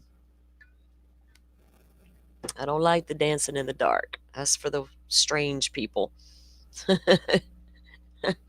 Give me some low light at least. Oh, goodness. Oh, my gosh. Andy, welcome in, ma'am. Welcome in. I need to email you. I got actually a note right here. You and Kresha. Kresha left me a nice comment, guys, and that meant the world to me because what I did recently was nothing more than about her. Boy, a lot's been said about what all happened over there in the HTC of it all. But there's a bigger conversation that still needs to be had. And Andy, I appreciate the conversations you've been having about that. Thank you for that. And welcome in. So we're going over Todd Click's affidavit. So they're going to send Holman in to the rescue. I was informed that he's going to read Technique Cop. I was informed that law enforcement officials intended to sit down with me and discuss with me the reason why Rick Allen was responsible for the crimes. So they're not going to come and hear him out as to what his evidence is. They're going to come explain to him why Rick Allen's the guy. You see, we got this bullet. We got this video. We're going to do some stuff to it. Okay, you understand now, mister? He's like, okay, I'll back down. Whatever, y'all. Weirdos. Okay, Letcher County, Kentucky, and Delphi, Indiana. Reba McEntire and Vicki Lawrence got a song for y'all. We don't trust our soul to them backwoods southern lawyers. Them judges got bloodstains on their hands. We know better.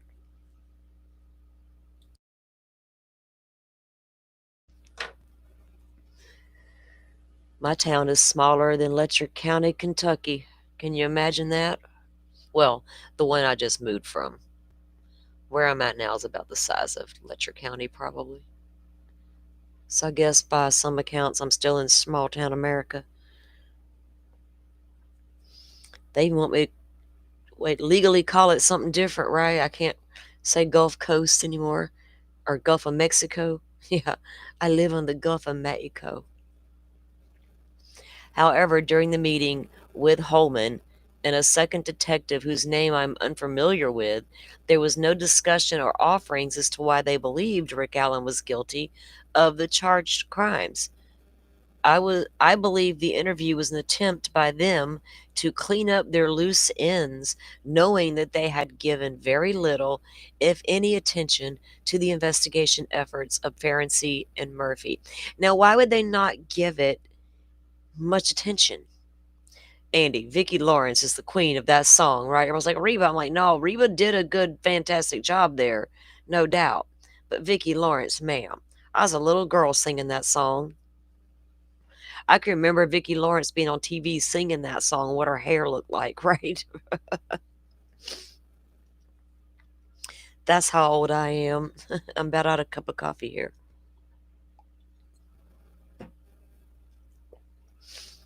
All right. Old ladies are proud of their age. I was not that depressed lady at 30. I was not that depressed lady at 40. I don't do depression. I I try not to.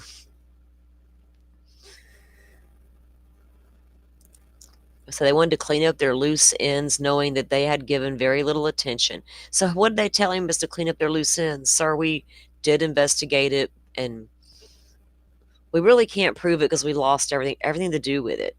Shit, we stuck Rick Allen's self-report in a box and stuffed it away for 5 years. Of course we lost these guys' interviews and such. Make it make sense. If it did, I wouldn't be having questions. My goal in reaching out to Prosecutor McClelland. Wait a minute, did I skip a part? Oh, wait, I accidentally scrolled back up. Okay. So he believes they were there to clean up their loose ends. It is also true that along with my April 23rd, 2023 letter, I prepared a the Odinist report, the 3-page letter or 3-page document summarizing our investigation team's general beliefs about what happened to the girls on the day in question.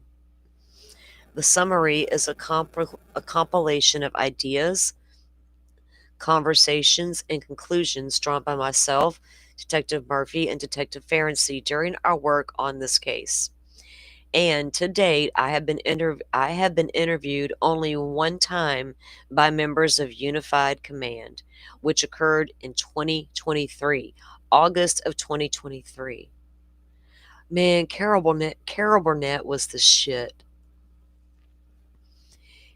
The original comedy queen, right? Like, just ad lib the shit out of that.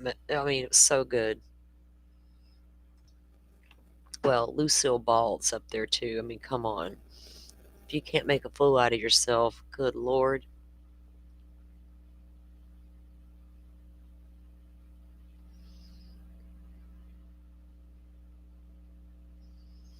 Oh, good, Andy. I'm glad you just happened to click on. I like when that happens. I do that a lot. Like, I'll just like chilling. Um, yeah, my schedule's changed up a bit, so I've got some freer time on my hands. I make up words and stuff, y'all. I have more free time on my hands, I should say, and now. So I'll be popping off some nighttime streams and stuff like that, weekends and such. Okay, so I'll get sidetracked on these documents, y'all. It'll take me all night to read this damn thing. To date, I have been, because I like to look at chat and talk to you guys. This is called Coffee and Crime Conversations. I don't care if it's daytime, nighttime, whatever time. I like to look at my chat and talk to you guys. This is not all about what I think. To date, I have been interviewed one time by Unified Command, which occurred in 2023, by Holman and Vito, but was not specifically questioned about the summary I provided or other contents in my investigation file, which contained approximately 87 pages of Rushville Police Department reports. So, what were they saying, dude? Chill out, dude, on everything. Well, as hours upon hours of videos, interviews, audio interviews, photographs, materials extracted from social media, and other evidentiary material. And the defense needs, or the appellate attorneys need every bit of that. Even if there's nothing to any of it. What if they did investigate it and there's nothing was there? Well, let them do their investigation and find out, right? Because apparently you guys didn't do a real good one into that. I know they claim they did, but I'm not so sure that they did. Documentation shows that they didn't. So that was that affidavit. We're going to take a look at the certified letter that he sent them. Give me a second to get that. Y'all know I've been planning to dive into this for a while now. We got totally sidetracked with all the Kohberger documents and then with stupid drama. Oh, I didn't do that right. Let me.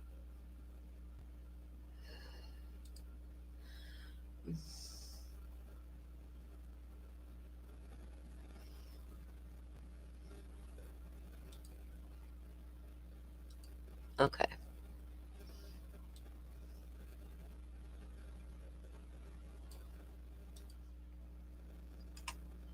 Let me get to the appropriate page.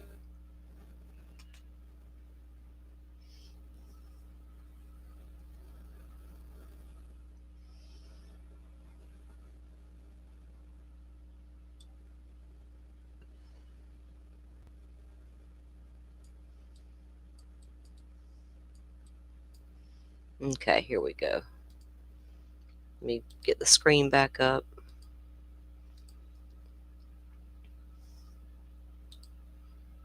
All right. Okay, so this went out, Todd Click, on April 28th, 2023, to Nick McClelland, who was the prosecutor in the Delphi case, certified via mail.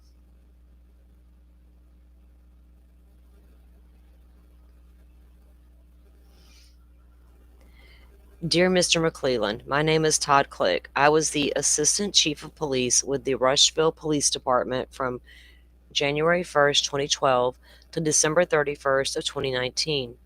In 2018, I was asked to assist in the double homicide investigation of Abby Williams and Liberty German, along with Terre Haute Police Department Detective Greg Ferenczi and Indiana State Police Detective Kevin Murphy.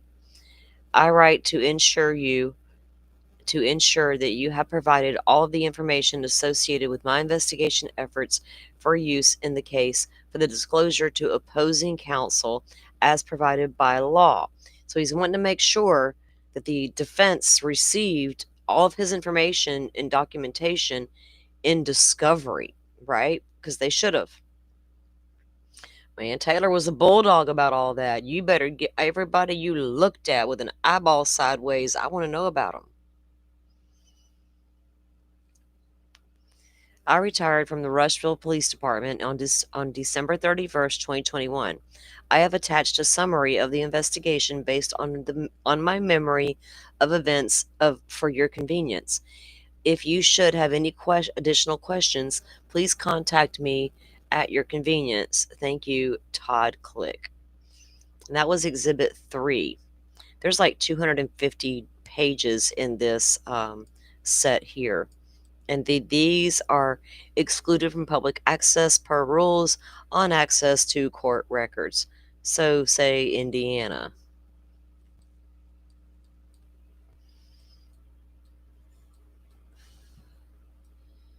Damn Indiana. Freaking. Never mind, almost went off on a tippet canoe. I got my eye on you.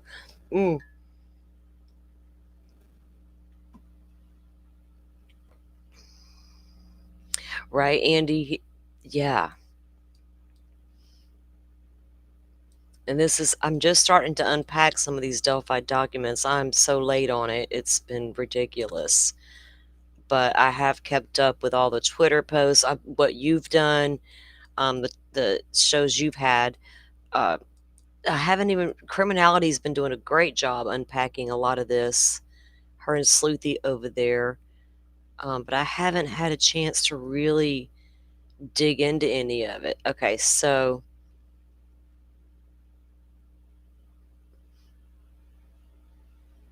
the gauge height in the feet of the Deer Creek near Delphi. I got my head turned sideways and look. I'm telling y'all to look. Y'all can't. It's to the left and it's pulling on my neck and it kind of feels good. Y'all turn your head to the side, see if it feels good. I need to turn the screen, but it won't let me. So it's a graph of the water level at the Deer Creek. Because boy, everybody went on and on and on trying to speculate, but honestly, we have footage of the rescue divers in the water, and at some points you can see it's waist deep on them. In some areas it's not, and like it's not rocket science, but people wanted to hold whole live streams and just argue for hours over the depth of that damn water. It's not hard to pull up a report. It's not hard to see the visual with the people in the actual water the day of. Okay, but y'all do you. It's like all the mansplaining of the railroad ties and how tall the bridge guy really was. Okay, so this is an upside down guy from in the trees. Okay, this is going to be an exhibit, probably from exhibit 30, and that's going to be from somebody's Facebook page, probably. It may tell me further down. So what does that look like to y'all? And see how these branches curve, how it's all got a little purpose? You're returning to source, touching the tree. One of the girl's arms was apparently extended, touching the tree. Returning to source. If you look at it through their lens. Thank you guys for dropping those links. As usual, my mod team is on top of those things. I appreciate it. So we know that, well, from reports and things in the documents as you unpack them all, the Brad Holder, one of the suspects here, whose son did date Abigail Williams, his Facebook page was loaded with things that mimicked the crime scene. It's like, how do you know, right? And why does this look like the crime scene, my guy?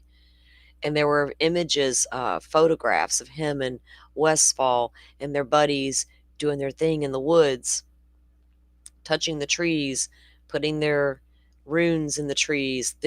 Westfall talks about in his interviews here on YouTube how their children would carve the runes and things. Now, I don't have any problem with pagans doing their thing. I'm a spiritual person. I'm surrounded by crystals right now. A couple of them have runes drawn on them, actually. I don't have many. My rose quartz wand absolutely has a rune drawn on it, and I love that little thing. It feels good when I hold it. Anyway, could that be a whole other stream? Probably so. But a little understanding goes a long way. So here, this is from Brad Holder's Facebook, right? Well, he says, well, I started back acrylic, Hell to Odin, Logansport, Indiana.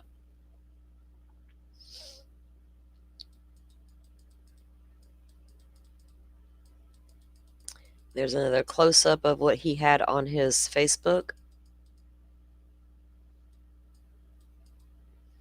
And I always wondered what turned investigators on to these guys to begin with.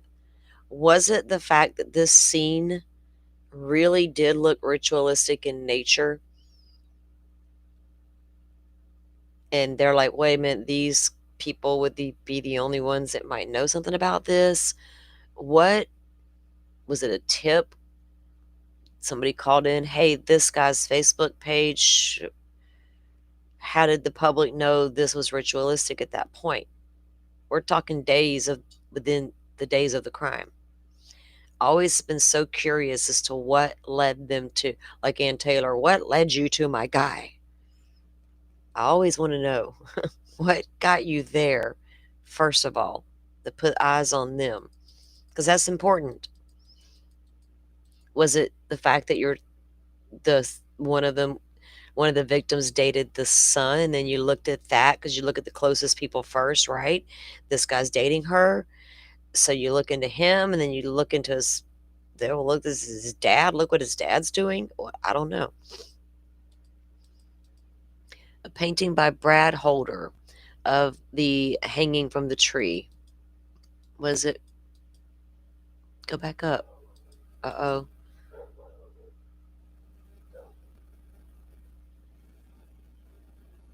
World Tree is what it said. Sacrifice and sacrificial ideology in Old Norse religion. The practice of sacrifice is often treated as the dark side. Hold on. Is sensitive people in nature. This is a true crime channel. My content is not made for children. If you need to step away, I understand. We're going to talk about stuff that you may or may not understand. I don't know if any of us will ever understand it, but here it goes. All right. Small town, everyone talks. The story grows taller on down the line, too. You take it on the run, baby. Lordy, I always go breaking out into song when I think about certain things. REO Speedwagon, story grows taller on down the line. Um, heard it from a friend who, heard it from a friend who. Yeah. Small towns do talk, and a lot of times the story gets added to or embellished, right? And sometimes there's a lot of truth in those rumors. So much truth can be found in rumors. The practice of sacrifice is often treated as the dark side of Old Norse heathenism by both medieval Christian commentators and modern scholars alike. However, within Norse religion, religious practice, sacrificial ritual was one of the most central acts of religious observance. This paper will seek to examine aspects of significance of, I can't even see what that word says, within Old Norse religion. The etiology of sacrifice is as it operated within this tradition and its relation to other Indo European traditions, and the reactions to the issue of sacrifice by medieval contemporaries and modern scholarship. An examination of Old Norse literature relating to the religious practice demonstrates the importance of, was it Beat? Within the religious life of the heathens of Scandinavia. Well over 150 references to, was it blot? I can't see it well. I'm sorry, y'all, I'm blind. Can be found in different sources, including Edic and Scatic poetry, early historical works, and annals, legal material, and saga literature. There are no extant there are no extant scriptures or religious manuals from the heathen Norse that give a detailed explanation of the theory of operation of sacrifice. I say many different types of religion, from pagans to Christians to LDS to Catholic to whatever, there's rituals involved. Not that you're sacrificing people or animals, but it's involved. There's always some sort of ritual, right? But what does a ritual mean? It can mean so many things. My morning ritual, right? My bedtime ritual. when I'm saging the shit out of my space and doing my ritual, my energy work. Yeah. And I think when that word, the ritual, gets spoken of, that people's minds automatically go to that type of thing. And so many times it can be true, yeah. But so many times not. Certain dark side type stuff, I don't want to call it spiritual or religion because I don't think it is. Whatever it is, absolutely will do human sacrifice, right? Fasting is a ritual, Wolfpack, you're right. And hell, yes. And it's good for you. Early historical works and now's legal materials. Okay. Norse that give a detailed explanation of the theory of operation of sacrifice. However, the accounts of sacrificial practice all are taken all together, provide a wealth of knowledge about how it was performed, by whom and to whom, as well as where and when, under what circumstances it was performed. The Old Norse verb blot, which means to sacrifice, also has the extended meaning to worship, particularly by means of sacrifice, which testifies to the importance of sacrifice as a form of worship in a language that had no proper word for its indigenous religion. The word blot had become a byword for all things heathen, evidenced by the term. So they're just explaining all this. A survey of literature reveals the number of essential features of a sacrificial ritual in Old Norse heathenism. I wonder if that crime scene over in Kentucky, it could be totally unrelated, right? But what about that crime scene in Kentucky led investigators to think it could be Delphi related? Was there something uh, tied to Vinlanders over there? Directly like to Vinlander or that type of thing? Or was it just because it was ritualistic in nature, like some sort of witchcraft involved? Because there's going to be certain signs that are going to tell you if there's a witchcraft type thing involved. We had a case here years ago, decades ago, and it was a mother and her grown son had been murdered in their home. Her other son did it. He didn't live there, but he would come visit and eat dinner and things like that and hang out with mom and the brother. I think the brother had a slight handicap or whatever, but so he lived with the mother. But he was Wiccan. But what he did on his own, right? It wasn't like tied to a Wiccan cult type religion, come in, did something. He just lost his shit. And when he did, he killed his mom and brother. But then he staged the crime scene and did his ritualistic Wiccan stuff in there. And they had to come out and do a whole press conference on how we don't have Wiccans running amok in town. It was crazy as shit. I understood what happened in there, but the town didn't. All they heard was Wiccan ritual, and they're like, all like, oh, lock your doors, the witches are out. It was an isolated thing, and he did a rogue killing and then did his thing afterwards. Weird. That don't mean, I guess, I don't know what Wiccans do, so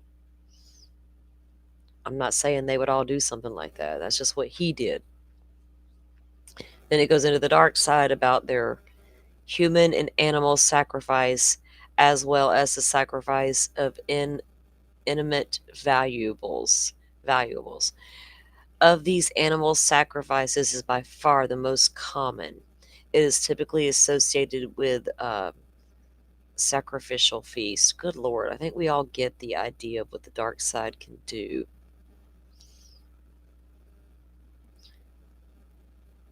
Sacrifice and sacrificial ideology. This form of sacrifice shows little difference from the other forms of animal sacrifice and feasting found the world over. The consumption of sacrificed meat was especially important religious act. Oh, goodness. Reflexes in the Indo-European traditions of this significance are found in the Vedic proscription of Brahmin priest touching unsacrificed meat. Goodness, they're like Makes me think of the Three Worst, right? The West Memphis Three.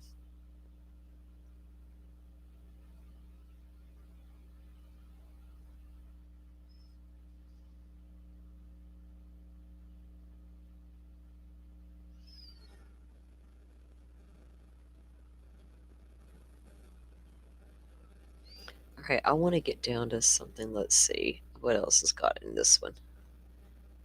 All right, so this is whole information about the dark side of what they do. Now, I also wondered if you think about what really could have happened out there that day,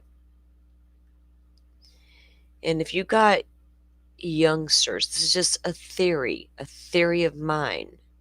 If this is what happened out there, this Odinism stuff, ritualistic type stuff, and if some people believe that these girls maybe weren't out there alone that day, maybe someone knew they were going to be there. Did they meet somebody? Did they, all the things? You don't have to meet on that side of the bridge where the girls were dropped off. I can meet you on the other side of the Mona and High Bridge.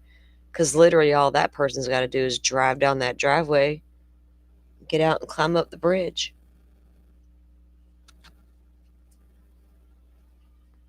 So if you have youngsters by their parents' own admittance watching what the adults are doing with this Vinlander stuff, did the youngins attempt to imitate what they were seeing and they got out of hand in the woods that day?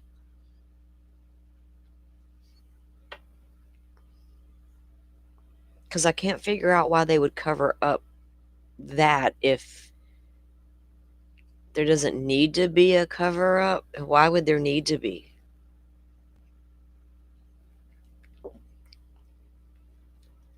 I don't know. I just got questions.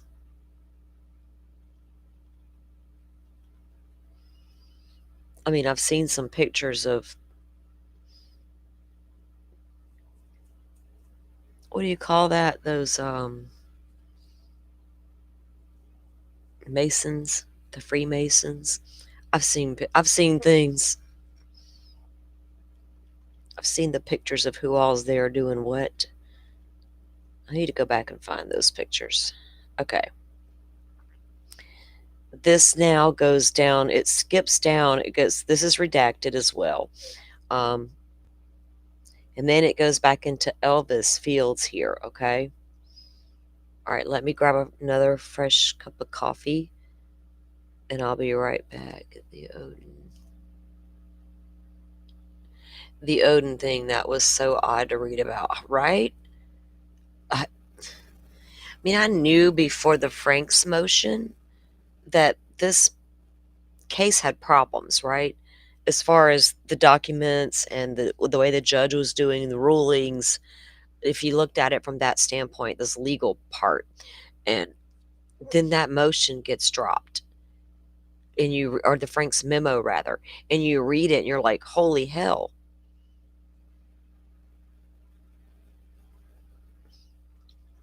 And then you start looking into things and all the people, and then you can't unsee what you see with from their own words, right? Like going on the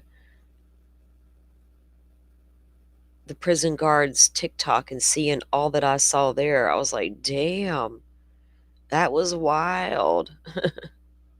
Bohemian Grove, don't even get me started. I want to sneak in there so bad. I don't think they'll let me in. Especially now that I've said it out loud on the YouTube channel. But me being a chick, I don't think they gonna let me in no how. But don't you want to go? Don't y'all want to go and be a fly on the wall? I've been wanting to do that for years already. All right, let me grab my cup of coffee. I'll be right back.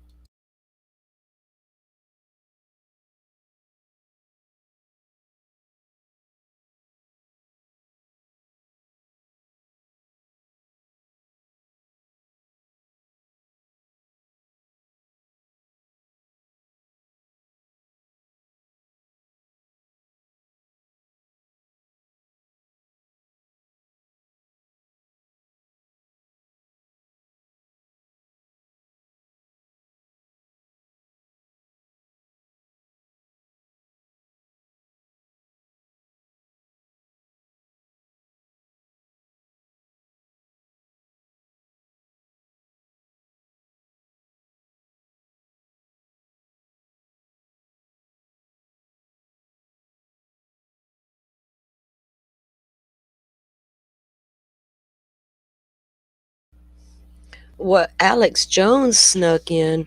Fuck no. Oh, hell no. I don't even know about that guy. I don't think I've ever watched him, but yeah, I'm good.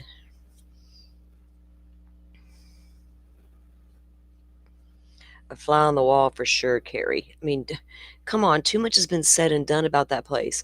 Y'all in there making all these decisions about our future, apparently, pulling strings and making deals about how you're gonna come out and fight and shut us all down for a minute and shut down the whole government. I don't know what y'all doing in there, but we want to know because it's not cool. You're supposed to be hiding in there, hiding. Okay.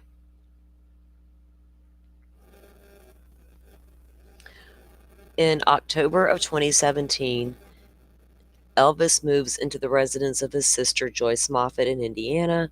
Approximately 2 weeks after moving in, Elvis approaches Joyce out of the blue and tells her he was on a trail and bridge with two girls that were killed and that he was going away for a long time. Now, I had read that before, so I've known about that. So he approaches his sister and tells her that. Why would he say that, right? That he was on approaches Joyce out of the blue and tells her he was on a trail and a bridge with two girls that were killed and that he was going away for a long time. In regards to the above statement, Joyce first denied any knowledge of Elvis telling her the above. She then this is this page is really messed up. I didn't realize that before I started reading it here.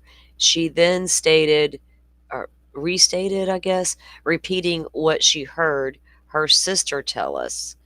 Joyce then challenged us to make Elvis take a polygraph. So it's like she first denied that and then she said, yeah, that's true. Like, come on, man, don't lie for him. I don't think I've ever listened to that dude, Alex Jones. I've just heard shit here and there about him. I don't know. I think he's like political right, so I don't do all that. So that's why. Like, no, thank you. I don't need you to tell me what's up.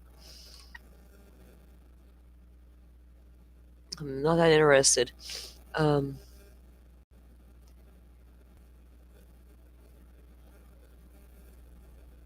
Joyce then challenged us to get Elvis to take a polygraph, and then you will know. When we told her Elvis has so far declined to take a polygraph, she began crying. She then yelled out and apologized to her deceased father and gave the above statement. Or, I'm sorry, Daddy, I'm about to tell the truth about brother. Lord, my mama would be like, you better tell the truth.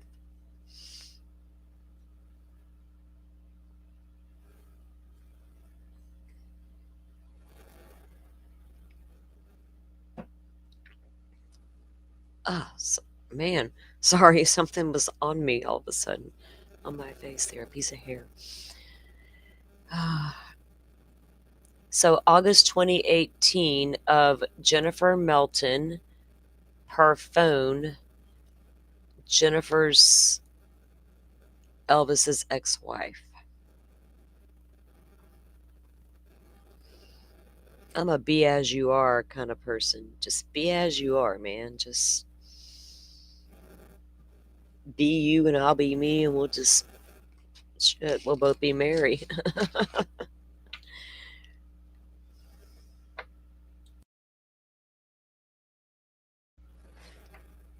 Just be chill.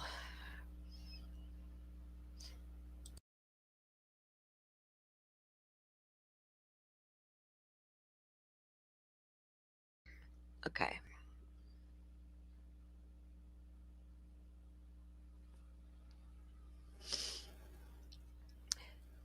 So Jennifer states she was married to Elvis for 8 years. They had two children. She stated Elvis was constantly abusive toward her and the kids. His abuse got worse towards her after the kids were born. She stated Elvis chased their son out of the house with a shotgun when he was 19 years old.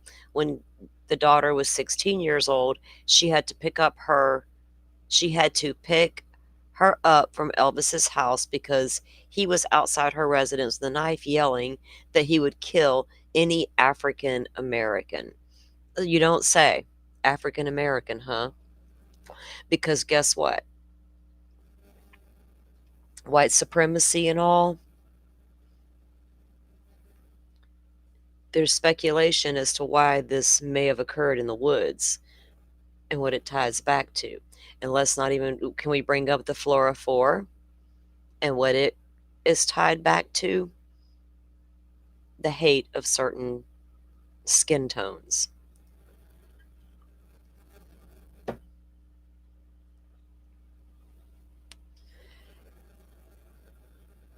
Okay, so she stated that Tiffany, or the daughter, suffered a spiral fracture, or is that of her arm while under the care of Elvis and his parents. Jennifer said that Elvis was diagnosed with schizophrenia. Oh, goodness. So we need to know if he was on medications at the time. Daughter recalled that one time she locked him out of the house after he battered her. Remembered him yelling at her that he was going to kill her when he got back in the house. She believed he was in possession of a knife at the time of the incident. When asked if Elvis ever carried a weapon on him, she stated he carried a boot knife. Jennifer stated that she found it odd early in their relationship that Elvis and his mother would go together to the bathroom. Mm. Hey, Pammy, have I been going a while? 2 hours now. We've been going about 2 hours or so. I'm a powerhouse. Y'all know I've been usually streaming every day of the week, but lately it's just a couple times a week. We are just unpacking a little Delphi here. So Jennifer stated that she found it odd that he would go to the bathroom with his mother, a grown married man. Ladies, y'all know when y'all stop taking that little boy to the bathroom. He needed to go on his own at some point. Yeah, wait, what? Happy, right? She's like, wait, what?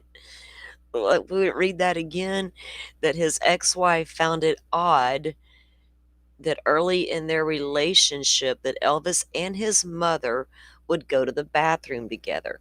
Now, was mom handicapped and needed assistance? Did the wife not attempt to help out? Stop, right? Damn. Amy, that's a little bizarro. That made me spit out my coffee. She claims that Joyce, which was Elvis's sister there, told her years ago that Elvis's mother, oh, trigger, would perform oral sex with him when he was a young child. Oh my God. The sister told the wife that about the mother doing that to Elvis. She finds it odd that he had a wife. Who would, if you know, you know. I've seen this man's videos. Okay, I don't know who would be his wife. And I'm being nice. Because if you've seen this guy, I could take the time to go find him for you, but damn. I hate to see what she looked like, and I don't like throwing shade at people's looks. That is fucking weird, Pammy. Let's just call it what it is. It's fucking weird. Goodness. All right, we got a hot one here. Oh my God. Is it true? You know what kind? I don't know what kind of psyche his sister has going on. Ugh, but I don't know. No, I don't know not to enough. Let's see. I can't discredit her. Let's put it that way. We know nothing about her to discredit her statements. She does not recall which city Elvis was going to, according to the daughter's statement. Did I skip up? No. Just that it was north of Indianapolis. Goodness, north of Indy. She said Elvis owned guns, but they were all rifles, and she never saw any handguns. She stated that Elvis was an accomplished fisherman and hunter. He would often spend long periods of time in the woods. She heard after their divorce he would camp, live in the woods when he was homeless. Okay. Oh, mother. Another mother situation. Damn it, mothers. Some of y'all we side eye with them babies y'all raise up and feed to society when they get old enough to push out the door. Right, Mama Koberger? Get out of here. No, don't go. Dad's like, no, go. Jesus Christ. Come, I'll go with you and help you make friends. Damn it. Lord. Oh. Okay. Prior to August 31st of 2018, Elvis and Mary had only spoken one another one had only spoken one other time since February of 2017. This was in April of 2017. On August 31st, 2018, Mary picked up Elvis walking down the road in Rushville. Mary had previously purchased a audio recorder several months earlier. She turned on the recorder when Elvis got in the vehicle. Did she buy it and put it in her car just in case? Is it, I'm just going to go buy a recorder today and keep it in my car just in case I need to use it? I find that odd. Elvis is unaware of the recording. They drive to Elvis's trailer and Mary goes inside. Joyce is present, so both sisters are there. 28 minutes into the conversation, Mary brings up February 14th, 2017 conversation. She asks Elvis if he remembers giving her a blue jacket. A blue jacket, you say? Like that bridge guy was wearing?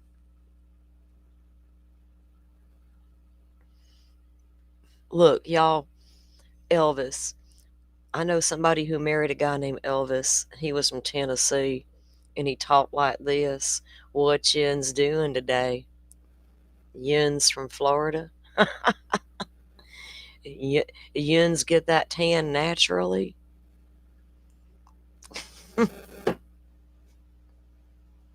I cannot.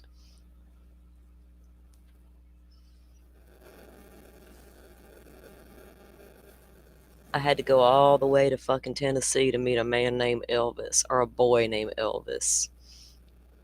I thought I was going to laugh in his face and die right there in the moment when he told me his name. I was like, you gotta be kidding me. It dropped me in this damn mountain town, and first person me and my sister meets a boy named Elvis at the damn one store in town. Turned out to be an Elvis, let me tell you. You live in Tennessee for 30 years. I'm a Florida girl, flatland, Gulf of Mexico, rivers, all the things. I got there and I felt completely closed in and sucked it down. I was in a mountainous cove. It was pretty, but I had to get out of there, man. I couldn't breathe. I couldn't look around and see flatland, and I got scared. And it was cold. Cold as hell. She asked Elvis if he remembers giving her a blue jacket and her giving it back to him saying she did not want it. Elvis acknowledges this. So he's trying to give away a blue jacket. Mary mentioned that the police have been to her house to ask her questions about Elvis' possible involvement in Delphi murders. Elvis says he is tired of people accusing him of being involved in the Delphi murders. Then he says, like I told them, what are you going to do? Dig up the ground where I took a piss and say, oh yeah, we got him? Well, by God, somebody should have got your spit as well. So did he piss and spit? Mm, you're in Alabama now? I can spit and be in Alabama. Lower Alabama.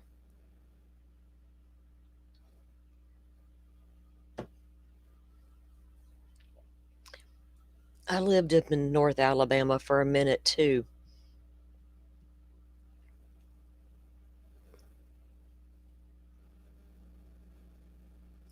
Girl, I can't do that cold weather. That shit about killed me for a little bit of time I lived in Alabama and Tennessee. And then what happened here last year? A 3-day snowstorm out of nowhere. All cute and all that first 24 hours, and that mess had to go. I was not down with it. Okay. So now he's saying if y'all go dig up the ground and find my piss. And this guy, wow. Note, Elvis never had this conversation or gave this statement in either of his interviews. Right. So remember, he said that if he spit on one of the girls. So now he's talking about pissing at the scene. Mary brings up the actual conversation. Elvis denies remembering what they said and says he has to leave and departs from the trailer. Elvis Fields has numerous Facebook pages. One, his current page, he has the limit of 5,000 friends. Jesus Christ, I don't have that. Look, if I don't know you, you are not being my friend. I was not one of those chicks that, sure, I'll friend you. Invite, yeah, I'll friend you. I don't know you like that at all. Approximately 75% of these are young Filipino and Asian girls. Oh, dude.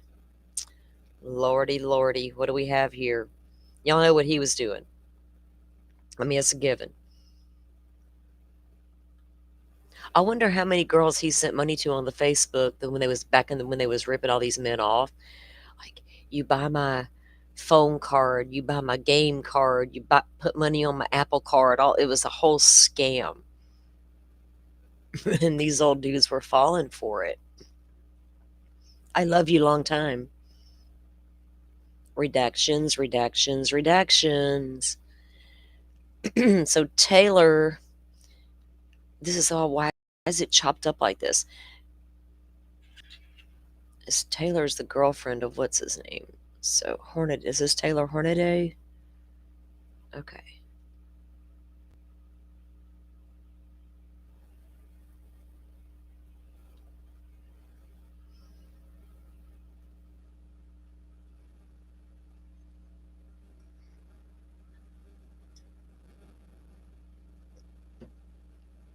Right, Amy's is raised up north and fallen asleep on a snowbank.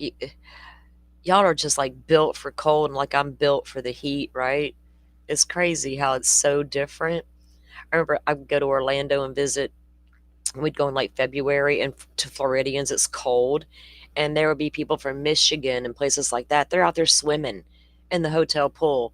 And we're like having this, laughing at them, and they know we're laughing and we're having a conversation like, we're freezing. They're like, shut it, feels great. And I'm like, man, that's so funny.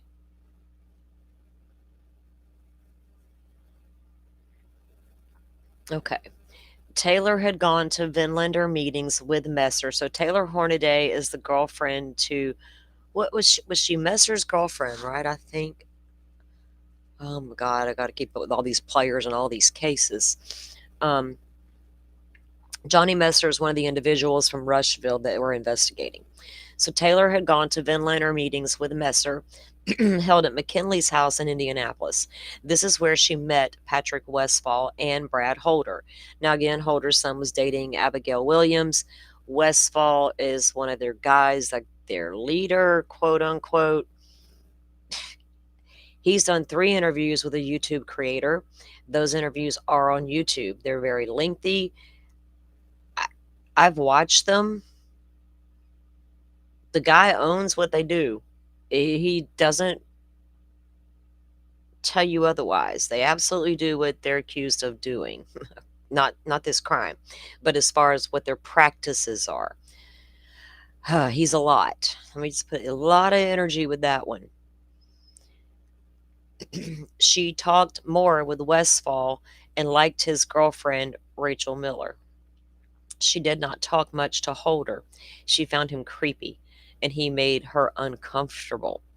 Remember that video I shared a while back of Holder when he made a video and put it out where he's got on a hat similar to Bridge Guys, and he's like, "What are you? You think I'm the murderer because I'm wearing this hat?" Blah, blah. Like, well, you could be, sir, because you look a lot like the Bridge Guy, and that I can see it with my own eyeballs, right? Yeah, I got a problem with you making a video like that mocking this, you know? If you didn't do anything and you want people on social media to shut up and go sit down, come out with stuff like that. During one meeting that Holder did not attend, the other Vinlanders brought up that they heard Holder was a possible suspect in the murder in a murder in Florida. They did not want Holder hanging around with them anymore due to the possibility that it may bring heat down on them. Well, good Lord, let's not do that. She said during the meetings, the men would separate from the females and drink from a horn during ceremonies. It's not uncommon, like the Viking horn, the big horn. But the men would separate from the women. The women are the gatherers.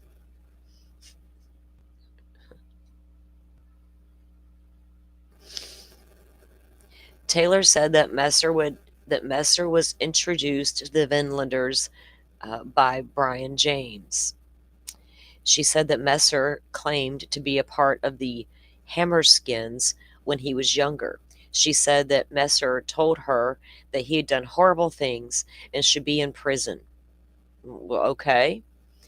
He was never specific in details. She knows that Westfall is from Delphi.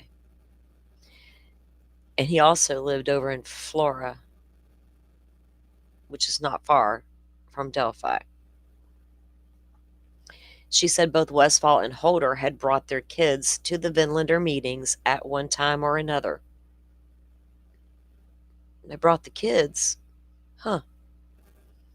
She witnessed the kids taking part of the ceremonies and drinking from the horn.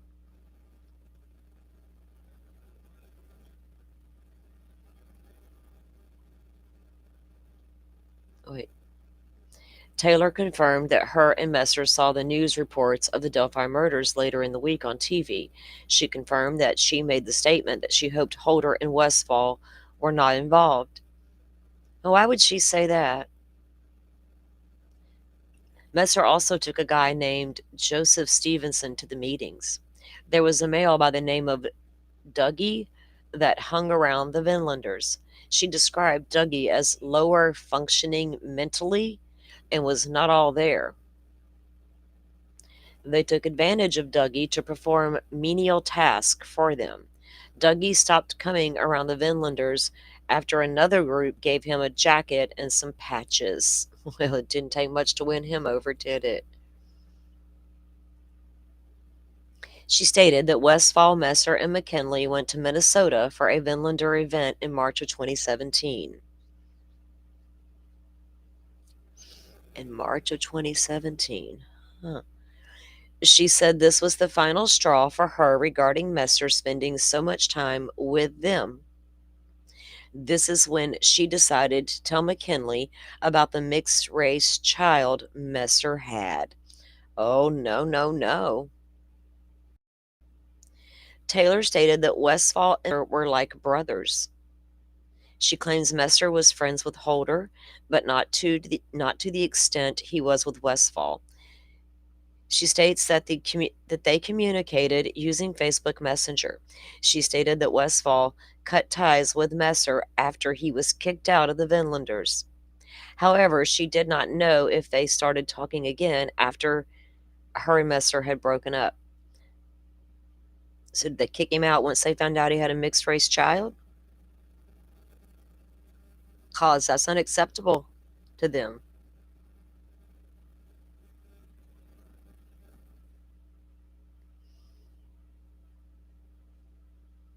Mm. She states that all of the Vinlanders were into Odinism. She stated that Holder and Westfall talked about making their own weapons in the form of knives and hammers. Towards the end of the interview, Taylor stated that she remembered that her and Messer were fighting around Valentine's Day in 2017. Now, that's when the crimes occurred, or the crime. This fight was due to the fact that Messer, or the day before, Valentine's Day, this fight, February 13th, the girls were found the 14th, right? This was due to the fact that Messer was up there with the Vinlanders around Valentine's Day and did not acknowledge the day or want to be with her that day. She said that they had a series of texts during this time uh, when they were arguing. Taylor said that Messer told her he had shot someone in the hand on the east side of Indianapolis. She says Messer has never talked about the Delphi murders with her. Since their breakup, she did not know if he has reconnected with Westfall or Holder. She said that Messer had a fake Facebook page where he was posting as a Chinese guy. Well, Jesus, yeah, what a Elvis Fields and all his Asian stuff, and this guy's doing Chinese guy. What's up with all that? Disguise. He has told her he has killed before, but he says he lies. She says he lies so much she doesn't know if it's true or not. Taylor is currently pending on court or Taylor is currently pending on counterfeiting charges as a result of a January 2018 search warrant in which Messer was charged with methamphetamine related charges and currently on home detention on. On October 31st of 2018, a search warrant was obtained of the Division 3 Vigo County Superior Court for Taylor's phone that is in custody. So they had her phone in custody, then they obtained a warrant for it. It was seized January 2018 was a search warrant. This is the same phone Taylor was referring when she was fighting with Messer around Valentine's Day. The warrant was executed and the cell phone was downloaded to the THPD technician's office. The download only produced communications data, text, Facebook Messenger, email from November 2017 to January of 2018. The download did produce 5 different phone numbers for Messer in the cell phone's contact list. 3 audio recordings have been pulled from the cell phone download. These downloads were pulled from the ambient listening program, where hardware was listening and recording Messer's conversations and phone calls. Ambient listening program? What the hell?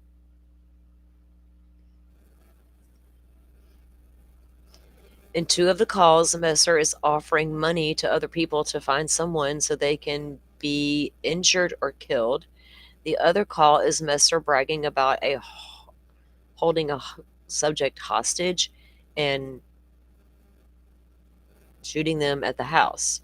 He later releases them and takes them home after taking their AK 47. It is believed that the victim's last name is Tillison or whatever, and they are in Shelbyville. I think that says it's all wonky.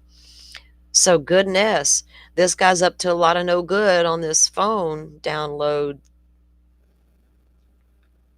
On November 8th, the 20. So Richard Allen had no criminal past, no violence. They always look for that, right? Criminology and all.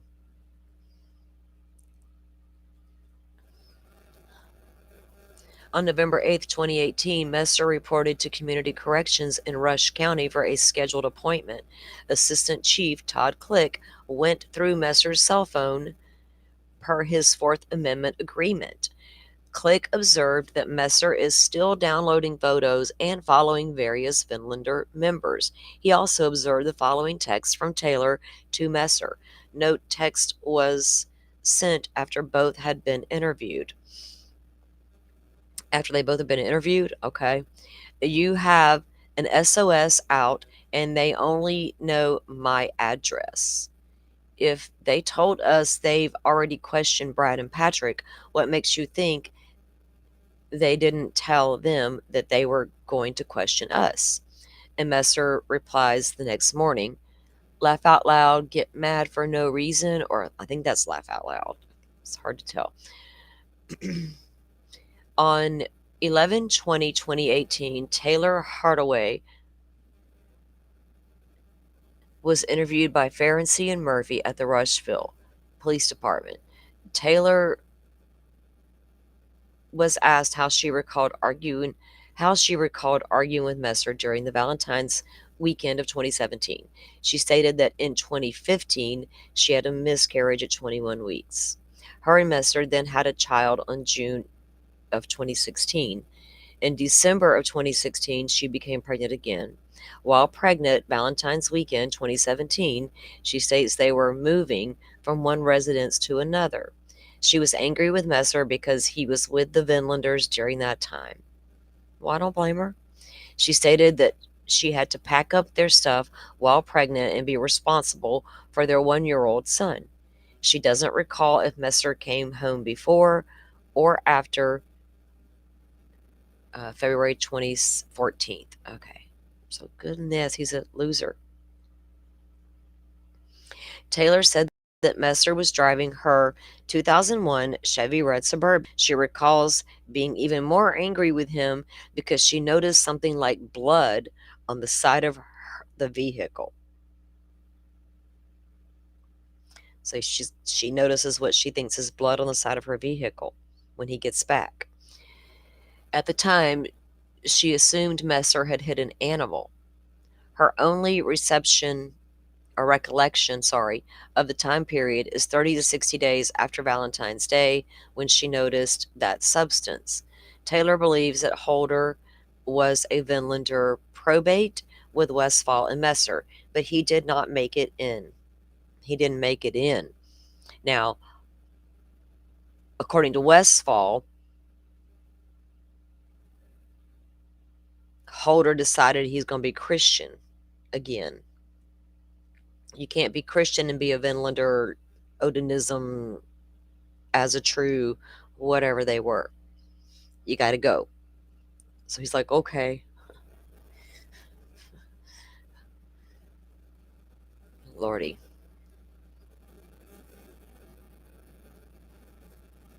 Taylor confirmed that Messer used fake Facebook pages, and one of the pages he was using was Chun Li. She stated that Westfall used the Facebook name Jaeger Trison. She was unaware of any Facebook pages used by Holder. Taylor was not familiar with Elvis Fields. Taylor stated that Messer did not know Rod Abrams. She said that Messer and his mother currently live in the house where Abrams used to live at. She said Messer and his friends called Abrams Rochester, pronouncing it in a way that made of Abrams' speech Rochester. I don't know. Assistant Chief interviews Bertine Odom. Odom was a subordinate methamphetamine under Messer.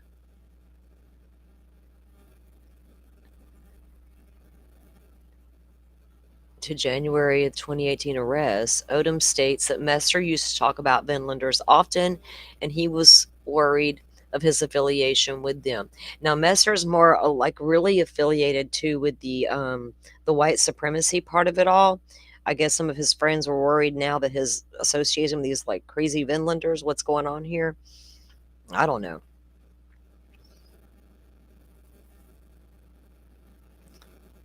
She recalls that Messer mentioned that Messer stated that the guy he was trying to record music with in Delphi had his name and picture in an article, and it was published on the internet. And then it's redacted. So that's crazy, right? So there's what we're reading is part of the investigation that that Click was doing. Oops.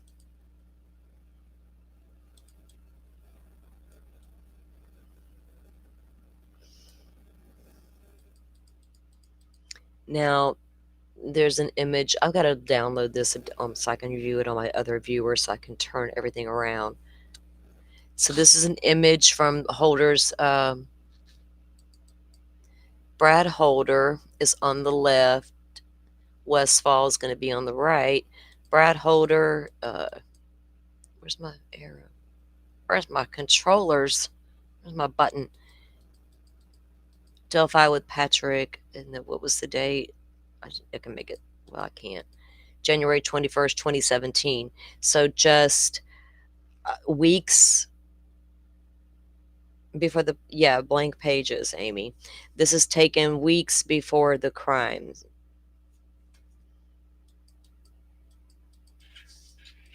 And then more redaction, excluded from public access per rules and on access to court records.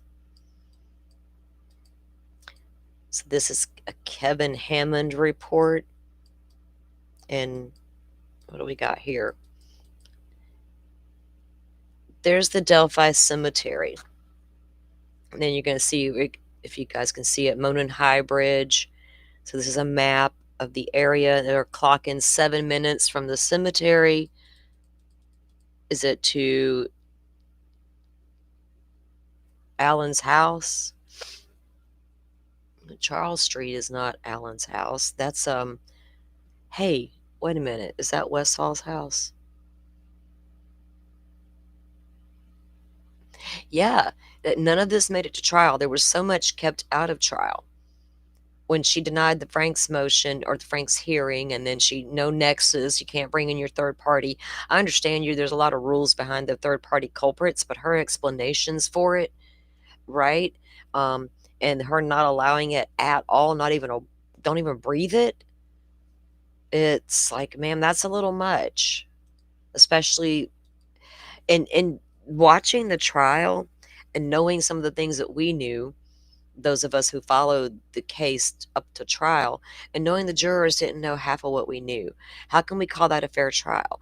It so many times when you get to trial, so much will be kept out. Kohberger going to trial, there's going to be things that would have been kept out of that trial the jurors would never have heard, but we knew, right?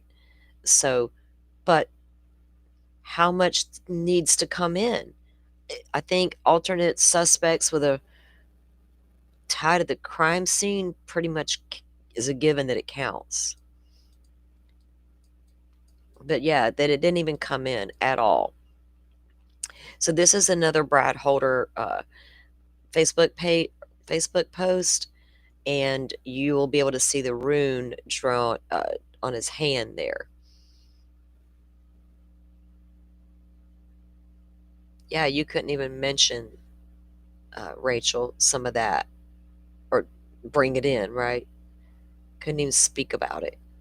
She's like, no, no, no. Don't you dare. I'll fire you again. Watch me. I don't care about no Supreme Court says. Okay.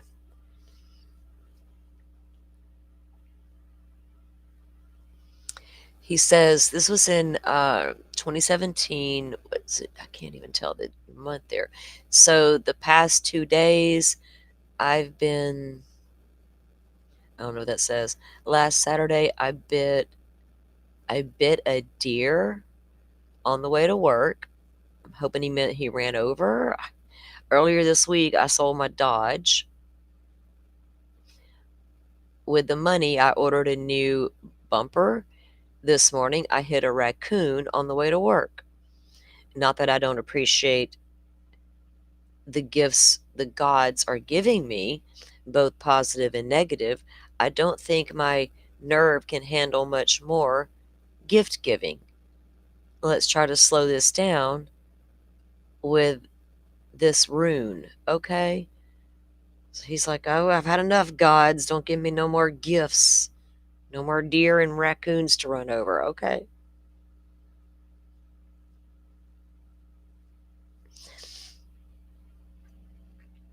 Don't forget the Googling expert, Cecil, or what was the guy, the phone, that the guy about the testimony about the headphones being plugged into Libby's phone, right? He's all like, hold, let me Google something real quick. You're like, Google? Aren't you like what they call an expert, sir? Yeah, go let that guy testify. The Googling guy. The Googling guy can come in. But you're Odinism expert. No, no, no, no. Roadkill. What the hell is that gobbledygook at the end? I don't know. Oh goodness. This is not an image of the girls, guys. This is an image that was on his Facebook page. Cecil is the guy who Googled. Yes, Happy, thank you. That's what I thought, but I didn't want to misspeak it. All right, so this, before images were leaked of the crime scene and before we had like diagrams, we knew this image had been up on Holder's Facebook page, which, if you saw the images or the sketches of what it looked like, you would go, damn,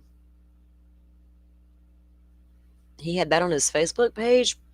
It's like, that's a little much. If a tree falls in the woods, dot, dot, is what the post says. What? Yeah, right, Pammy? And that's not a nexus or something? Coincidence? Probable cause? Speculation? A red flag? There's a lot the public hasn't seen, Pammy, and a lot that got glossed over because nobody wants to hear that a case is botched. You know, the conspiracy theorists, people, and it was so hard to try to get it. And a lot of times I think sometimes trying to shine light on these cases, it gets so messy and bigger than what it should. People stop listening. Or they think that it's a bunch of creators doing some just stuff, right? I don't know. It's hard to explain how I feel about it sometimes. It got that way with Idaho too for the longest time, and with this case. It's like, when are we going to stop doing all that, right? Like right out of the gate, I got to pick a side, and then I'm going to add all this drama and speculation and whirlwind of events that people are making up. Can we base it on the documents? So we try. Of course, we're going to speculate and theorize, but based on what we see in documents, at least I try to do that. I can't just pull one out of my ass I don't know nothing about. Okay. I know, right, Wolfpack? I've been deep in this case for a long time, and I was actually deep into Delphi and Idaho at the same time. And the vast differences in the case just floored me, and the climate of social media about the two cases was even crazier. I could do a whole series on that alone.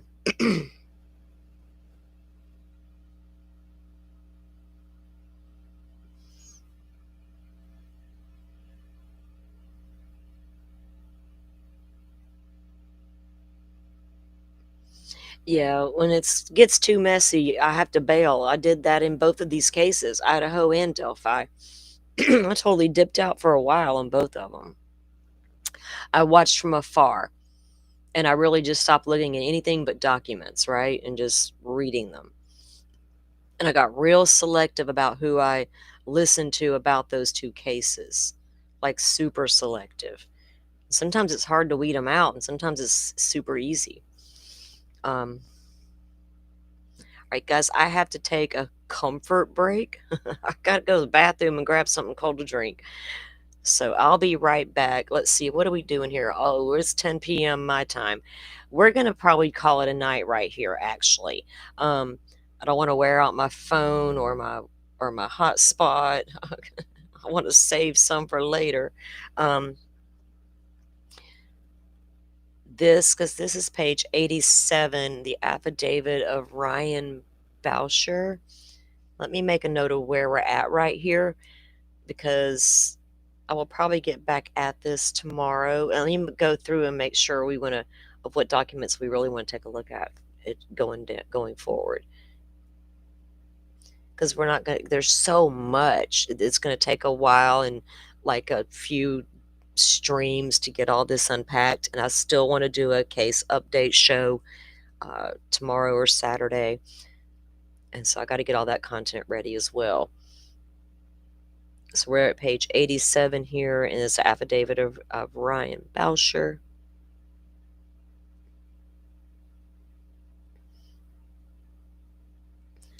Let's see. What are you guys saying over here in the chatter, in the chat room?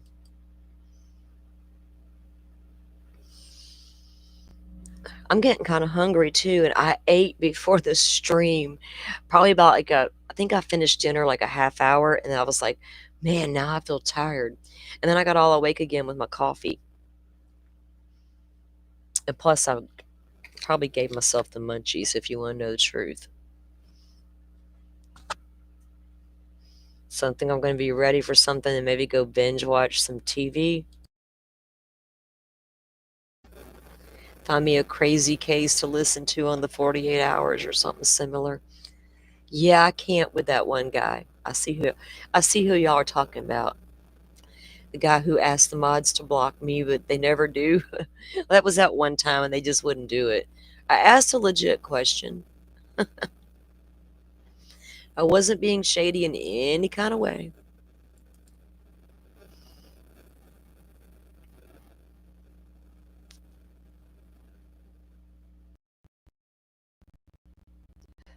A lot of exhibits so they were finally compelled to get all that stuff together, all of the exhibits that the appellants for, and are finally got that to them. So we need to unpack what some of those exhibits were, and that's really what I want to focus on too. There's a lot of the documents to unpack and transcripts galore. The whole trial transcript finally came out like it's been a minute. Yes, ma'am. In fact, I watched the latest episode last night.